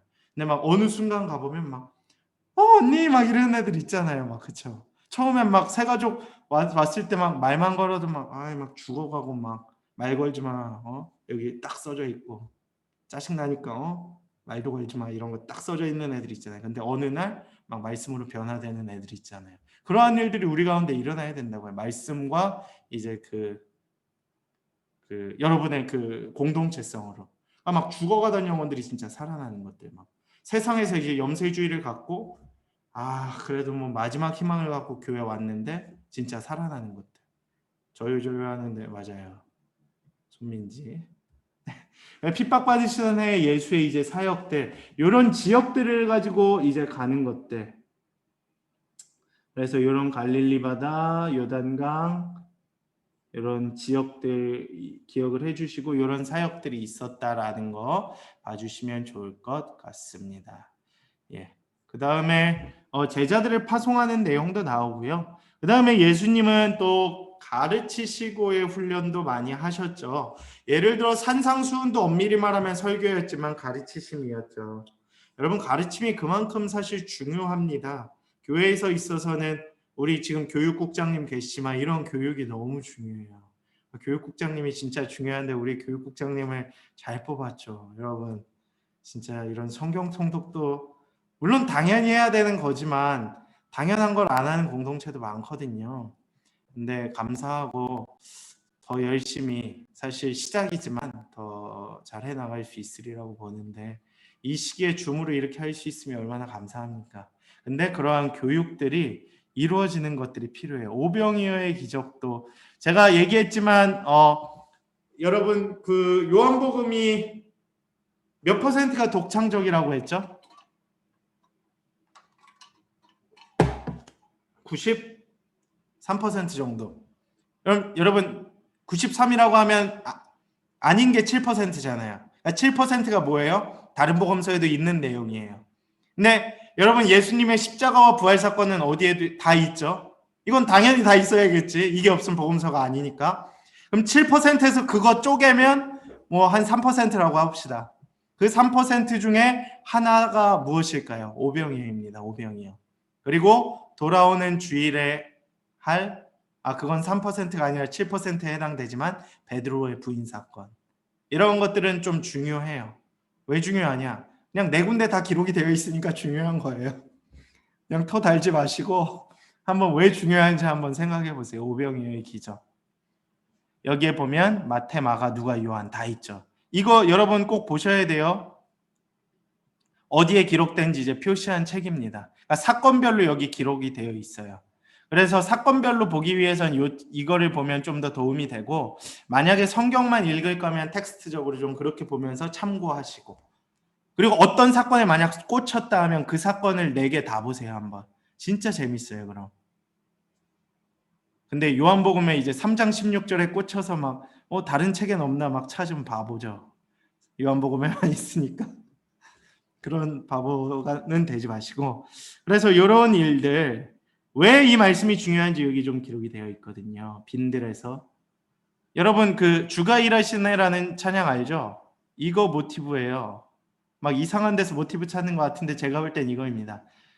날이 저물어 갈 때 여기 있죠? 때도 이미 저물었고 빈들에서 걸을 때 여기 빈들 있죠? 그때가 무슨 때? 하나님의 때. 기가 막히죠. 오병이어의 사건입니다. 그때가 하나님의 때라는 거예요. 날로 이미 저물었고 빈 들인 것 같지만 그때 하나님의 역사가 일어난다는 거예요. 얼마나 귀합니까? 이미 날이 저물었어요. 아무도 기대를 안 하는 그 시점에 아무도 그 공간이라는 곳에선 주님의 역사가 일어나지 않을 것이라고 생각하는 중에 주님의 일이 일어날 수 있다는 거예요. 그때 주님이 일하신다는 거예요. 그래서 주가 일하시네 이게 거기서 나오는 거죠. 그러니까 아무도 막 예상치 못한 그 순간에 막 역사가 일어나면 더 이게 막 반전의 효과가 있잖아요. 그런 거랑 마찬가지라고 봅니다. 예. 그다음 무리를 걸으시는 예수님. 엄청나죠. 베드로는 물에 빠졌는데 막 이런 들이 있고 겁을 믿음이 약했다고. 그다음에 이제 생명의 떡.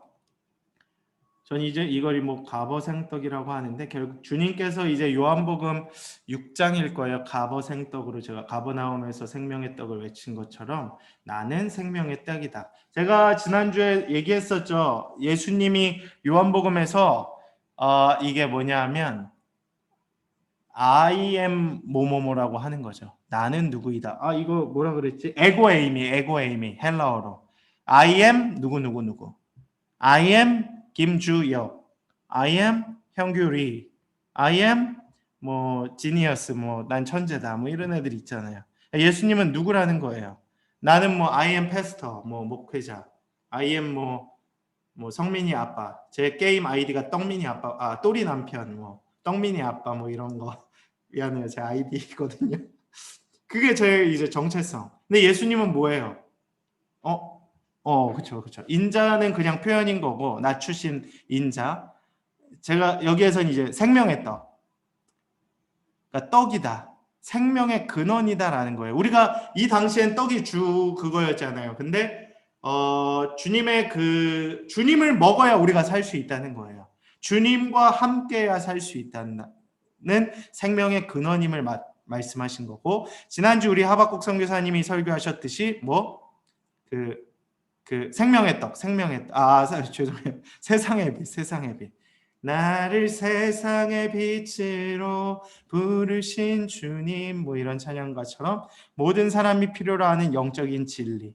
주님이 진리라는 거예요. 내가 곧 길이요 진리요 생명이니, 여기 나오죠. 길이요 진리요 생명이니. 양의 문이다. 그러니까 하나님 왕국으로 인도하는 유일한 문. 여러분, 다른 이름으로부터는 구원을 받을 만한 이름을 주신 적이 없어요. 사도행전 4장 12절에 보면 다른 이로서는 구원을 받을 만한 이름을 내가 준 적이 없나니, 이렇게 기록이 되어 있죠. 누구만이 답이다? 예수 그리스도만이. 여기에서 우리가 본질을 놓치면 안 돼요.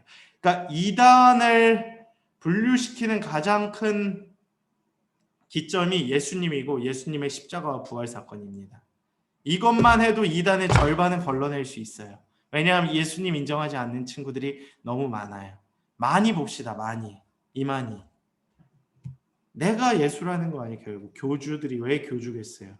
내가 약간 예수님이 약간 뭔가 의심스러우니까 예수 걷어차고 내가 그 자리 꿰참으로써 예수의 능력과 힘과 권세를 내가 누리고자 함이 이단 교주들의 특징 아닙니까?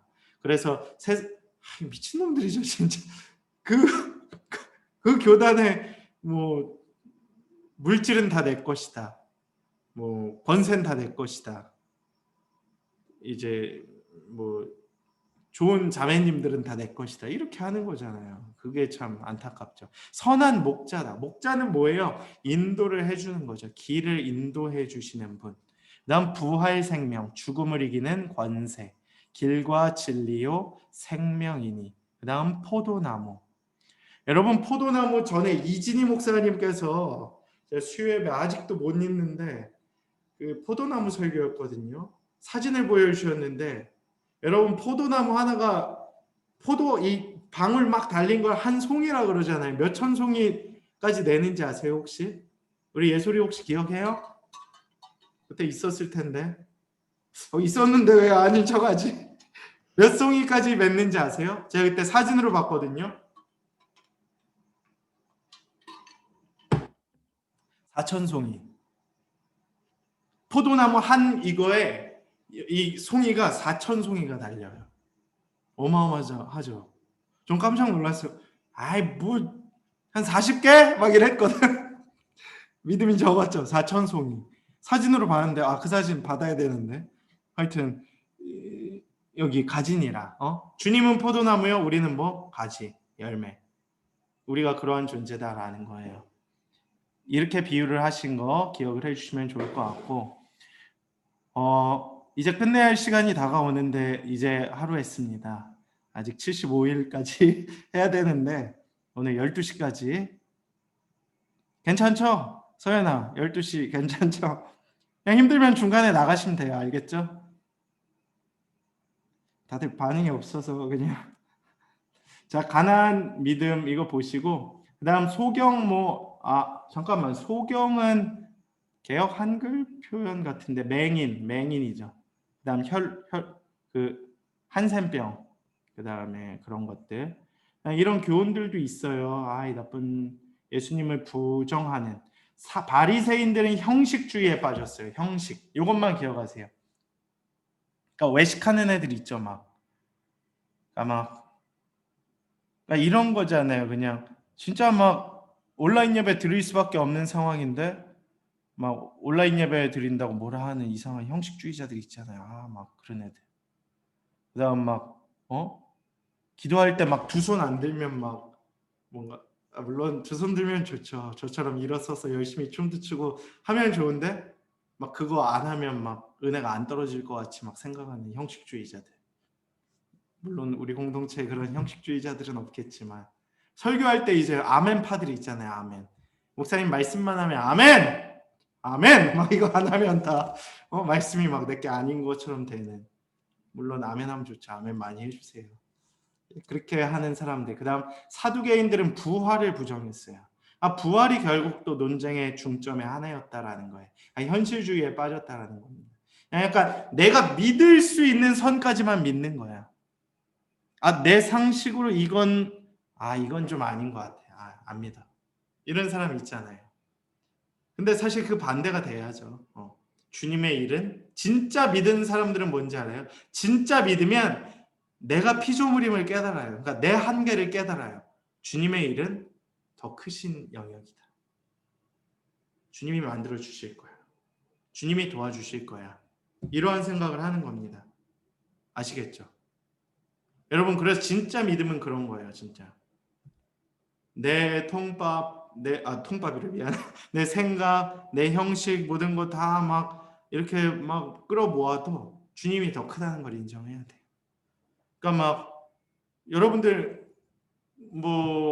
진짜 막 수련회 준비하면서 막 TF 팀장이 막 진짜 절망적인 거야. 막 사고 계속 나고 막 재정 빵꾸 나고 막 애들 다 안 한다 그러고 막 목사님 계속 위에서 찍어 누르고, 물론 전 그렇진 않지만 막 스트레스가 막 개인적으로는 막 시험 계속 있는데 막 미치겠고 여자친구랑 헤어지자 그러고 막 이러면 어때요? 막 하기 싫죠. 근데 주님께 그냥 다 맡기는 거예요. 왜? 나보다 더 큰 하나님의 이 모든 일을 주님의 일이라고 한다면 감당하실 거기 때문에, 이끌어 주실 거기 때문에. 그리고 그래도 안 되면 어떻게 해요? 그냥 다 안 되면 뭐 할 수 없는 거죠. 그렇게 가야 된다라는 거예요. 너무 완벽주의 그런 거에 빠져서 막 내 걸 너무 믿는 것은 좋지 않다. 자, 그다음에 여기에선 이제 잘못된 누룩에 대해서 비유 조심하라는 거, 잘못된 영향을 미칠 수 있는 자들. 그다음에 이제 여기 우리 주혁이는 곧 알게 될 거예요. 우리 기독론 책 중에 윤철호 교수님이 쓰신 너나 누하라고 있거든요. 너희는 나를 누구라 하느냐. 한 1000 몇 페이지짜리 책 하나 있어요. 그런 책의 이제 제목인데 결국 너희는 나를 누구라 하느냐. 우리는 주님을 누구라고 고백하느냐는 거예요. 여러분의 삶에 한번 질문을 던져보세요. 나에게 예수님은 누구신가? 그게 우리의 믿음의 정체성이라고 할 수 있는 것입니다. 그 다음에 이제 순환 예고. 여러분, 예수님의 순환이 그냥 막 이루어진 게 절대 아니라는 거예요. 그냥 막 사역하다 나 이제 올라갈래 하고 나 십자가 하고 간다, 이게 아니에요. 완전 예고된, 예비해 두신 하나님의 언약과 예언 가운데서 이루어진 약속의 때의 약속의 방법으로 이루어진 엄청난 사건임을 우리가 이렇게 알아야 된다라는 거예요. 그래서 자기 부인의 의미, 자기 중심, 제가 좀 전에도 얘기했지만 결국 나를 버리는 것이 필요하다라는 거예요. 그래서 우리 선한목자교회 유기성 목사님이 지금 막 굉장히 되게 훌륭해지셨지만 원래 유씨들이 잘해요. 그렇죠? 여기 유씨들 없죠. 근데 그분이 언제 이제 부터 유명해지셨냐? 나는 죽고 예수로 사는 사람이라는 책으로 많이 이렇게 유명해지셨잖아요. 나는 죽고 누구로? 예수로 사는 사람. 그게 우리의 정체성이 돼야 된다는 거예요. 갈라디아서 2장 20절의 고백이 그거 아닙니까? 이제는 내가 죽고 나를 위하여 죽으신 예수 그리스도를 믿는 믿음 안에서 사는 것이라. 갈라디아서 2장 20절이 이 자기 중심성을 버리는 예수를 믿고 살아가는 제자도의 본질이다라는 것을 우리에게 가르쳐주고 있습니다. 그 다음에 예수님의 변화산 사건이 있었고요. 그 다음에는 주로 이제 여러 가지 비유들이라 좀 그냥 잘 봐주시면 될 것 같아요. 여러분, 그리고 예수님 따르는 부류들 생각하는데 가끔 복음서에서 이런 사람들이 나와요. 세상에서 이제 누릴 거 다 누리고 좀 보험 들고 싶어서 예수님 찾아와요.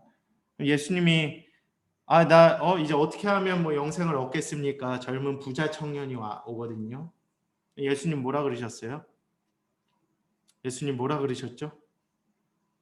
너에게 있는 것을 다 버리고 팔고 와라. 그랬더니 어떻게 해요? 젊은 부자 청년이 근심하더니 돌아가니라. 짱이죠. 저 가끔 그런 생각 해보거든요. 로또 해서 20억에 당첨이 됐어요. 그래서 20억을 가지고 주님 앞에 나가요. 주님, 당첨되게 해주셔서 너무 감사합니다. 제가 이 돈으로 무엇을 해야 할까요? 주님이 당첨되게 해주셨으니까 되도록 주님 뜻대로 따라 보겠습니다. 되도록. 그때 주님이 저에게 이런 감동을 주세요. 그 돈을 가지고 즉시 가서 전국에 우리 교단만 지금 9,300개의 교회가 있거든요.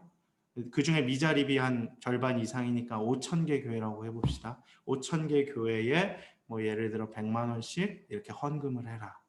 5,000개에 100만 원이면 50억이라 안 되겠구나.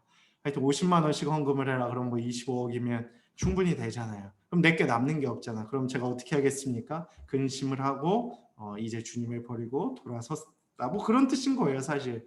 근데 그게 굉장히 그럴 수 있거든요. 남의 일이 아니에요. 예수님을 따르는 것이 물질적 복을 누리고 영광을 얻는 일이라고 생각하는 자. 여러분 이거 고민 많이 해보셔야 돼요, 진짜. 내가 세상에서 직업을 갖고 취업을 하고 재정적 안정을 누리고 가정을 이루고 모든 것이 예수님이어야 된다는 거예요. 이유가. 저 땐 정말 그랬거든요. 몰라요. 자꾸 라떼라고 해서 미안하지만 믿음의 이유와 삶의 목적이 그게 돼야 돼요.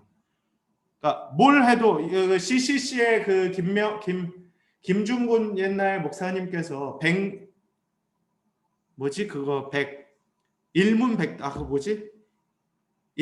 백문일답. 질문은 100개고 답은 하나예요. 여러분의 삶의 이유는 무엇입니까? 예수 그리스도. 여러분이 살아야 하는 이유는 무엇입니까? 예수 그리스도. 여러분이 직업을 가져야 하는 이유는 무엇입니까? 예수 그리스도. 여러분이 왜 결혼을 해야 합니까? 예수 그리스도. 이런 거예요, 이런 거. 되게 놀랍죠? 저 되게 충격적이었거든요. 저는 CCC 출신이 아니었지만 모든 게 예수님이어야 된다는 거예요, 진짜. 내가 물질적 복을 누려야 하는 이유는 무엇입니까? 예수 그리스도. 내가 왜 이 기독교를 믿고 교회를 다니고 그래야 합니까? 예수 그리스도. 다 그게 돼야 된다는 거예요. 내가 사업을 하는 이유도, 내가 미디어를 배우고 교육 대학원을 다니는 이유도, 내가 굳이 신대원을 또 가야 하는 이유도, 내가 지금 휴학을 해서 미래를 준비해야 하는 이유도, 내가 지금 알바를 해서 과외를 하는 이유도 예수 그리스도인 거예요, 진짜. 거짓말 같죠? 그게 여러분의 삶의 목적이 돼야 돼요. 그게 제자도입니다. 여러분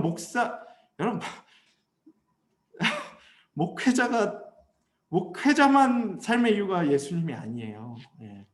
목회자도 똑같이 유혹이 있고, 목회자들도 삶의 목적이 예수님이 아니고 물질적 복이신 분들이 있거든요. 내 영광이신 분들이 있을 수 있어요, 변질되면. 근데 반대로 얘기하면 여러분들도 그 삶의 현장 속에서 BAM이라고 하잖아요. Business as Mission. 그러니까 사업을 하면서 선교를 하는 거예요. 사회 선교처럼. 그러니까 내가 요새 스마트 스토어가 유행이잖아요.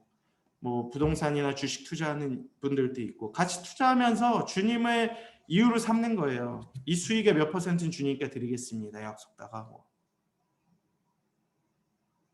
이 수익의 3%는 주님께 딱 드리겠습니다. 10% 드리겠습니다. 절반 드리겠습니다.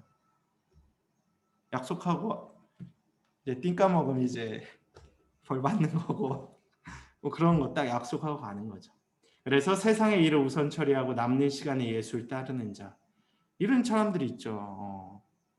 근데 요즘엔 좀 청년들은 좀 여러 가지로 생각은 해봐야 돼요. 왜냐하면 여러분들은 미래를 또 준비하는 자들이기 때문에 예전에 어떤 교수님들은 진짜 너무 쓸데없이 교회에서 시간을 이렇게 할애하는 그런 것들은 좀 경계해야 할 필요가 있다 우리가. 그래서 저도 그거를 되게 주의하고 노력을 많이 하는데 여러분들의 그 시간도 관리하려고 그래서 그런 것들도. 근데 이게 중요해야 되죠. 하나님의 일을 우선으로 하는. 그러니까 진짜 바쁜데 막 교회 와서 사는 것처럼 보이는 애들이 있어요. 진짜로. 여러분들 중에도 그런 친구들이 있거든요. 얘 바쁜데 잘 섬기네. 김주혁 이거 열심히 하네. 근데 그 반대인 애들도 있죠. 얘 시간이 많을 텐데 안 하네. 이런 애들도 있고. 그래서 그런 친구들. 우리 교육국장님도 지금 엄청 바쁘잖아요. 사실 여기 지금 그거 좀 죄송합니다. 있을 뿐이 아니죠. 사실 엄청 바쁘죠. 제가 알기로 저랑 이거 연락하는 동안 반은 야근하고 막 우리 민지도 막 지금 프리랜서도 일하는데 얼마나 바쁘겠어요. 막. 근데 이제 하나님의 일을 우선시하는 내가 주님의 말씀은 그래도 붙잡겠다. 뭐 그런 이유인지 정확히 모르겠지만 그렇게 봐주시고 그 다음에 이제 후기 유대 지방 사역입니다. 이제 거의 사역이 마무리되어 가고 있어요. 근데 마무리되어 가는 그 중도 얘기들이 되게 많거든요. 근데 시간이 지금 거의 다 돼서 자 간략하게 설명드리면 요한복음 말씀이긴 한데 가늠한 여인이 있죠. 죄 없는 자가 먼저 돌로 치라. 이거 잘 알죠? 너희 중에 죄 없는 자가 먼저 돌로 치라. 이러한 사건들. 종교 지도자들과 논쟁도 많이 하셨습니다. 세상의 빛이라고 하시고 진리가 너희를 자유케 하리니. 그 지난주 하박국 선교사님 말씀도 그랬고 날 때부터 소경된 자. 여러분 소경의 그 치유 사역이 우리에게 가르쳐주고 있는 영적 메시지가 뭔지 아세요? 우리의 마음의 영적인 맹인들. 여러분 영적인 맹인은 비유예요. 우리의 영적인 눈이 지금 어둡다라는 걸 의미하는 겁니다. 하나님을 바로 보지 못하는 거예요. 나의 영적인 눈이. 그 눈을 깨우쳐주기 위해 빛으로 밝혀주기 위해 오신 분이 예수님이다라는 거예요. 그래서 때로는 이 예수님 보면서 나에게 진리와 참빛으로 깨닫게 하시고 밝히시는 주님의 은혜가 있기를 원합니다. 이런 마음이 좀 늘 있었으면 좋겠어요. 날마다 예수님을 묵상할 때 은혜가 있는 이유가 그거죠. 이분이 생명으로 진짜 나를 살리는 거거든요. 내가 진짜 힘든데도 나에게 힘이 되어주시는 분이시거든요. 그런 은혜가 있기를 소망합니다. 73일입니다. 70인을 파송하고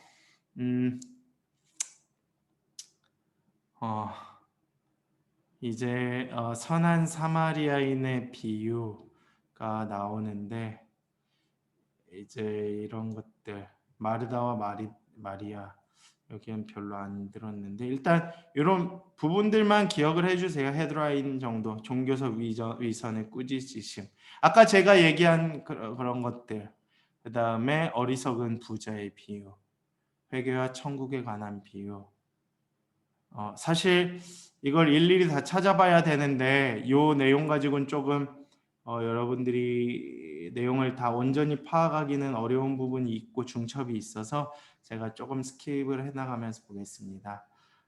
그 다음에 베레아 지방사역 잃은 양 찾기 탕자의 비유 누가복음 15장에 보면 여러분 돌탕 아시죠? 돌탕 돌아온 탕자의 비유 그렇죠. 돌탕들 많잖아.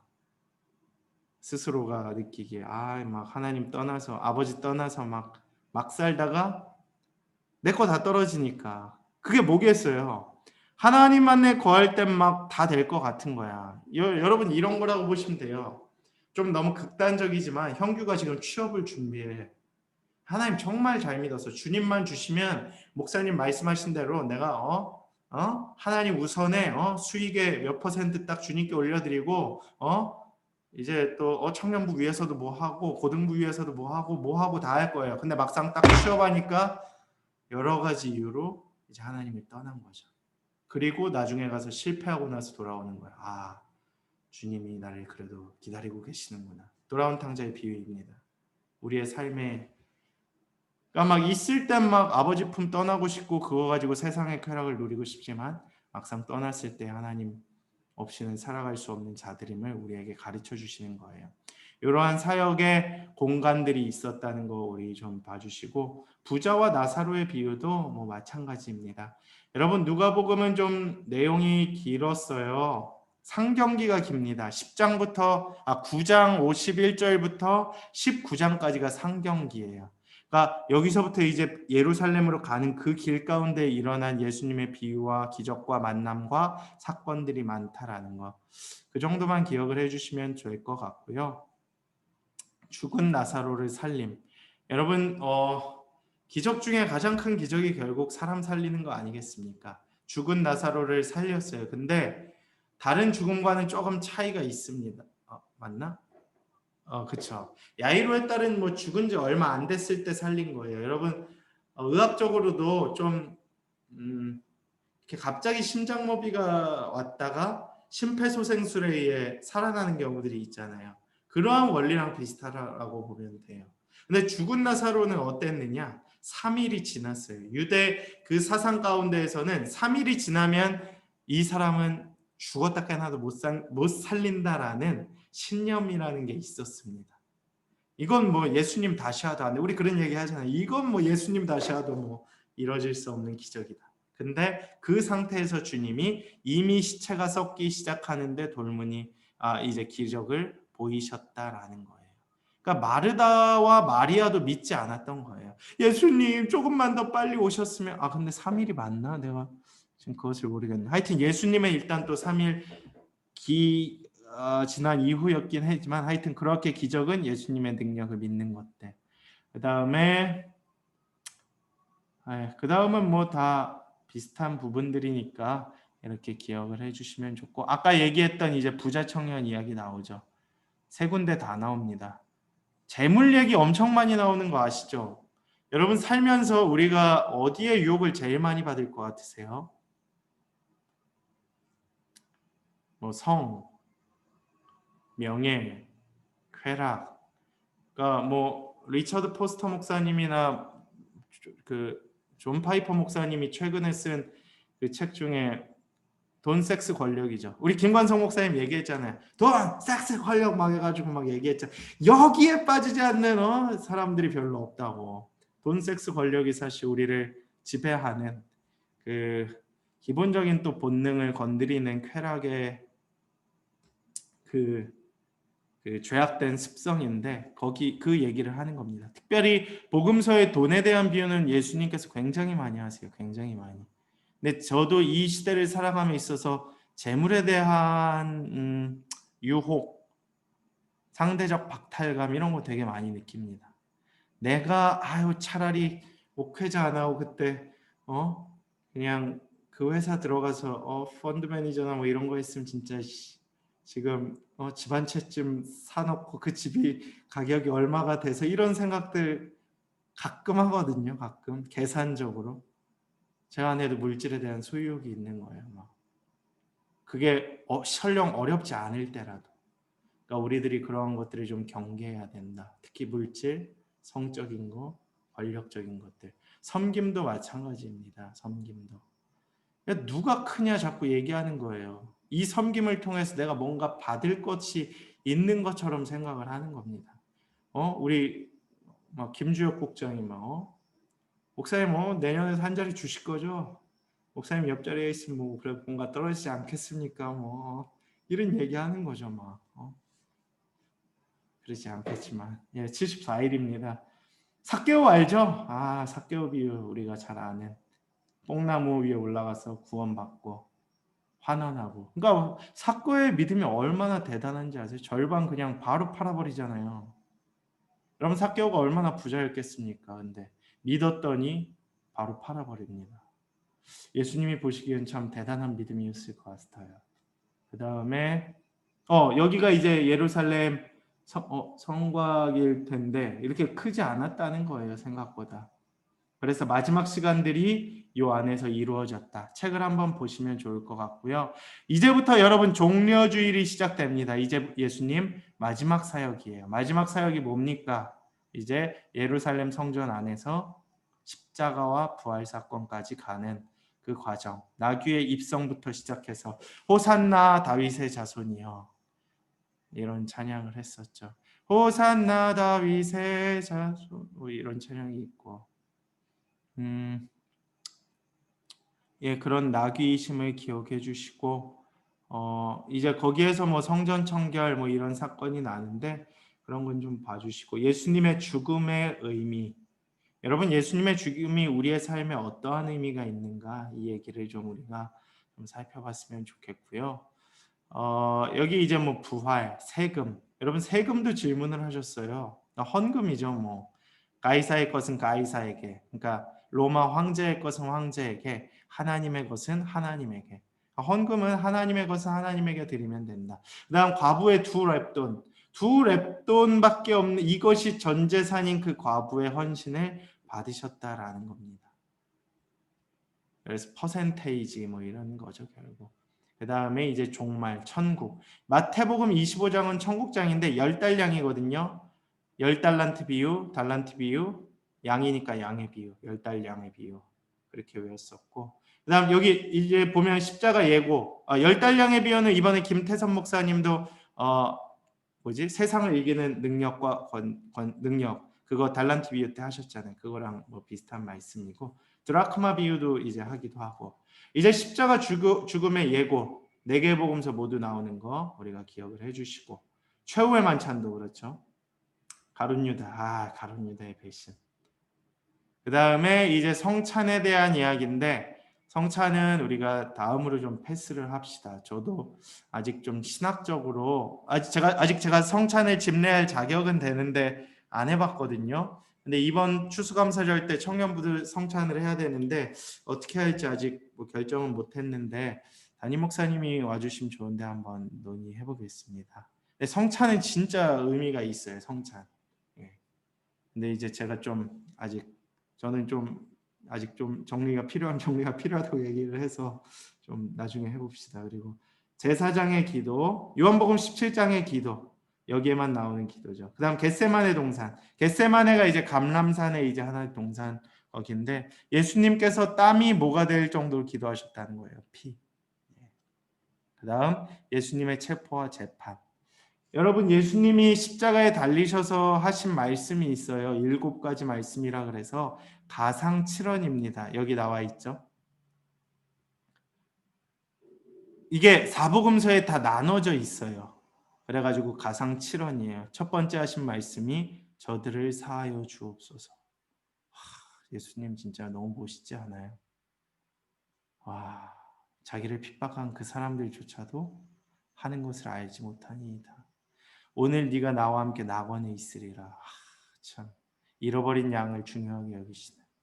여러분 우리 가운데 이러한 마음이 생겼으면 좋겠습니다. 잃어버린 양 하면 여러분 은근히 그런 생각 많이 하죠. 저희 요즘 죄송한 얘기 보면서 은근히 잃어버린 양에 대한 개념이 없어요.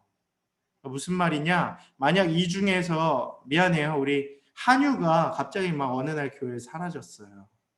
무슨 이유인지 모르겠어. 뭐 목사님한테 삐졌든지 서연이 언니랑 싸워서 뭐 한 대 맞고 그냥 도망간 건지 알 수는 없지만, 그러면 우리 주혁이가 막 한유가 찾아야 될 거 아니에요. 우리 귀한 한유 같이 TF 팀장도 했는데 근데 뭐 연락할 생각도 안 해요. 왜 내가 그럼 막 주혁이 가서 너 같이 TF 팀장도 했잖아, 뭐 방역팀도 했잖아, 뭐 G사운드도 했잖아, 왜 연락 안 해? 걔는 그냥 잃어버린 양 같은 애예요. 그냥 돌아오지 않으래요. 이런 생각을 좀 하는 것 같아요. 쟤는 원래 저랬다는 거지. 쟤는 원래 떠날 애였다는 거죠. 쟤는 딱 저 정도야. 사이즈 딱 보면 알아요. 저런 애는 얘기해도 안 해요, 목사님. 이런 애들 있잖아요. 근데 많이들 좀 그렇게 생각하는 것 같아요. 근데 예수님은 뭐라 그러셨어요? 잃어버린 한 양도 찾으시는 예수님. 저도 좀처럼 쉽게 포기하진 않습니다, 진짜. 물론 이렇게 다른 뭐 상황은 있을 수 있죠. 특별한 이유나. 근데 잃어버린 양에 대해서는 우리가 함부로 생각하는 건 좀 조심해야 할 필요가 있지 않나 생각을 해요. 그리고 여자여 보소서 엘리 엘리 라마 사박다니. 나의 하나님 나의 하나님 어찌하여. 이게 그 시편에서 온 겁니다. 시편 22편 1절일 거예요. 아마 거기에서 예수님의 그 고통, 인간이셨다라는 거예요. 여기 나오죠. 죄를 철저히 미워하시고 인간이 내가 목마르다. 여러분 진짜 물 한 잔에 배불러 본 적이 있어요? 우리 군발이 2명 깔깔이 입고 있는 친구들은 알겠지만 훈련소 때 진짜 제가 6월 1일에 입대했거든요. 그때부터 날씨가 더워진 거야. 7603-2984 군번 아직도 잊지 않잖아요. 그쵸? 06년도 6월 1일에 입대했는데 너무 더운 거야. 막 물 한 모금이 막 그렇게 간절할 정도로. 우리 예수님 지금 그 상황이죠. 다 이루었다. 올 인류를 위해. 그리고 하나님 곁으로 나가시는 마지막 말씀. 이것도 영적 메시지가 있다라는 거예요. 그렇게 기억을 해주시고 이게 중요한데 십자가의 의미. 결국 십자가 클라이막스 죄의 용서와 능력. 여러분 십자가가 없으면 진짜 아무것도 아니라는 거예요. 진짜 죄. 내가 좀 놀란 적이 있어요. 우리 이 중에 있는 한 명이랑 신방을 하는데 야 너 뭐에 관심이 있냐 뭐 별 얘기 다 했는데 자기는 죄와 회개에 관심이 있다는 거예요. 그래서 속으로 이 녀석은 좀 본질을 아는구나. 좀 이런 생각을 했어요. 나보다 좀 나은데 막 이런 생각 많이 했습니다. 근데 진짜 죄 중요하거든요. 제가 예전에 얘기했죠. 공 목사님도 딴 거 다 필요 없다. 죄를 다루는가. 교육부도 마찬가지예요. 소년부에서 뭐 레크레이션을 한다. 죄를 다루는가. 물론 레크레이션은 좀 오바죠. 근데 수련회를 하는데 뭐 이상한 뭐 잡다한 것만 있어. 죄를 다루는, 회개를 할 수 있는, 주님을 찾는, 십자가가 없는 수련회. 수련회가 아니죠. 세상에서 그냥 할 수 있는 뭐 그냥 동호회, 레크레이션이죠. 근데 교회는 주님의 이름으로 모인 우리들은 죄의 용서와 능력, 사랑과 하나님 만나는 장소를 십자가로. 그래서 교회에 십자가 두는 거 아닙니까? 여러분의 집에 그렇게 십자가 두는 거 아니에요, 그렇죠? 근데 그 십자가를 뭐 장식용으로 막 목걸이 걸고 다니고 뭐 그냥 하나로만 하는 건 좀 좋지 않죠. 그 다음에 이제 마지막이 부활입니다. 부활은 저는 개인적으로는 부활 사상을 너무 중요하게 여겨요. 내계복음서 다 있죠. 여러분 부활이 없으면 진정한 그리스도 더 개신교라고 할 수 없습니다. 우리에게 부활이 꼭 필요하고 고린도전서 15장 57절과 58절에 보면 결국 부활장인데 거기가 그 예수님의 부활하심으로 말미암아 하나님께서 우리에게 위로와 견딜 수 있는 힘과 능력을 주신다라는 거예요. 결국 우리는 죽을 수밖에 없는 존재이지만 예수님이 부활하셨음을 믿고 나아갈 때에 우리에게 부활의 능력이 나타날 수 있다라는 것입니다. 그래서 그 부활과 갈릴리 호수 명령. 여러분 아시죠? 마태복음 28장 19절 20절. 다 함께 외워볼까요? 시작. 아무도 안 나죠. 잠깐만요. 나도 그러므로 너희는 가서 뭐 모든 족속을 제자로 삼고 세례를 베풀고 내가 너희에게 가르쳐 지킨 걸 모두 행하게 하라. 볼지어다 내가 항상 세상 끝까지 너희와 함께 있으리라 하신 주님의 말씀인데 여기에서 이제 가르치고 있죠. 결국 세례를 베풀고 철저히 지키게 하라 이거예요. 그래서 예수님의 제자 훈련, 선교 사역들이 다 여기서부터 파생되는 겁니다. 그리고 예수님의 승천. 여러분 예수님이 승천을 기록한 게 2장이 있고 기록하지 않은 2장이 있어요. 우리 옛날에 막 승천하지 마요라고 외웠었죠. 승천하지 마요라고 해서 승천한 책이 마와 요. 그래서 마가와 누가는 승천에 대한 이야기가 없습니다. 그렇게도 막 외우고. 요한복음 20장 31절이 기록 목적이에요. 오직 이것을 기록함은 너희로 예수께서 하나님의 아들 예수이심을 믿게 하려 함이요 또 너희로 예수께서. 이 얘기예요. 결국 이 책을 기록한 이유와 목적을 분명히 쓴 책이 요한복음 20장 31절이에요. 근데 21장이 또 나오는 거거든요. 기록 목적으로 끝낸 건데 또 붙이니까 아까도 얘기했듯이 그 책은 부록이다라는 거예요. 네. 그다음 이제 부활하신 예수님의 발자취. 이제 몇 명이 봤다 뭐 이런 얘기들 나와요. 그래서 500명까지 막 얘기 나오잖아요. 고린도전서에 보면 여기 나오죠? 안 나오나? 여기 500명의 형제에게 보이셨다. 예. 그렇죠. 끝인가? 잠깐 우리 맞나? 이 책이 잠시만요. 제가 거의 다 본 것 같네요. 근데 예. 잠시만요. 지금 책하고 대조해봤을 때 맞나요? 여러분 죄송합니다. 혹시 정신없이 하다 보니까 다음 주에 할 것까지 다 한 것 같은데 맞죠, 여러분? 왜 이게 표시가 안 되어 있지? 76일. 그러네. 여러분 아까 75일에서 끊었어야죠. 76일까지 다 해버렸습니다. 예, 그래서 오늘 다 끝내버렸네요. 복음서를. 예, 역시 아주 훌륭한 또 영 강사 유경준이었습니다. 예. 죄송해요. 저 지금 정신없이 하다 다 끝내버리려고. 이렇게 욕심부리면 안 되는데. 하여튼 다 끝났고요. 조금 아쉬운 부분은 솔직히 있습니다. 왜냐하면 특별히 예수님의 사역이기 때문에 좀 한 구절 한 구절씩 한 스토리를 좀 깊이 있게 봐야 되는데 막판엔 거의 약간 날려먹어서 좀 죄송한 감이 있고요. 여러분 다음 주에는 요한복음 못 읽었으면 요한복음 꼭 읽으시고 그 다음에 마가복음, 그 다음 마태복음 읽으시면 돼요. 여러분 요한복음은 뭐 이틀이면 그냥 읽을 수 있고요. 마가복음은 뭐 16장이기 때문에 뭐 2시간이면 읽어요. 뭐 시간이 없어서 못 읽었다고 이런 말도 안 되는 예수님 십자가에서 달려 돌아가셨는데 마가복음 정도는 한번 읽어보시고 꼭 오시고 마태복음은 좀 시간 되면 그래도 마태복음 더 28장밖에 안 되잖아요. 드라마 바이블 한번 켜보세요. 그럼 금방 갑니다. 그렇게 하면 되실 것 같고 다음 주에는 이제 제가 사도행전 80일까지 좀 이렇게 진행하고 3번만 더 하면 이제 진짜 끝납니다. 진짜 우리의 이 길고 힘들었던 여정이 끝납니다.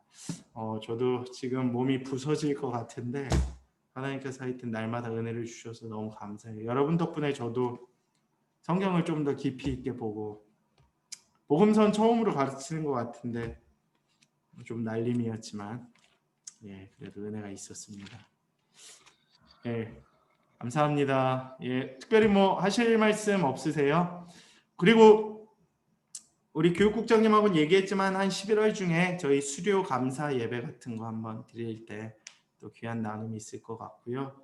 수료 감사 모임도 좀 했으면 좋겠어요. 여러분하고는 제가 뭐 공동체를 다 사랑하지만 이 공동체는 진짜 너무 좋은 것 같아요. 독종들만 모여 있는 아주 그냥 주님께 미쳐 있는 애들만 있는 진짜 아주 좋은 만남입니다. 그럼 너무 늦었으니까 제가 기도하고 마치겠습니다. 사랑과 은혜 하나님 감사합니다. 4개의 복음서를 통해 주님의 또 귀한 말씀을 살펴봤습니다. 시험 기간이라 바쁘고 또 해야 할 일도 많고 또 퇴근 후에 지친 몸을 갖고 왔지만 또 하나님의 특별한 은혜와 또 귀한 가르침의 은혜가 있었으리라 믿습니다. 주님의 그 복음을 또 받아들이고 또 깨닫게 하시며 그 말씀대로 살고 그 말씀대로 따라가는 주님의 제자가 될 수 있도록 늘 우리와 함께하여 주시옵소서. 여기 있는 이 7명의 청년들 한 영혼 주님께서 귀하게 여기시고 그 삶의 주인 되어 주시며 그 삶 가운데 베풀어 주시는 주님의 은혜를 날마다 풍성하게 허락하여 주시옵소서. 한 주간의 삶도 주님께서 함께하여 주실 줄 믿고 감사드리며 예수님의 이름으로 간절히 기도하옵나이다. 아멘. 아멘. 감사합니다. 저는 내일 교역자 워크숍을 가서 금요일에 오는데 잘 다녀오겠습니다. 하여튼 고맙고요. 모두 고생하셨습니다. 주일에 또 안녕히 다녀오세요. 뵙겠습니다. 네, 좋은 밤 되세요.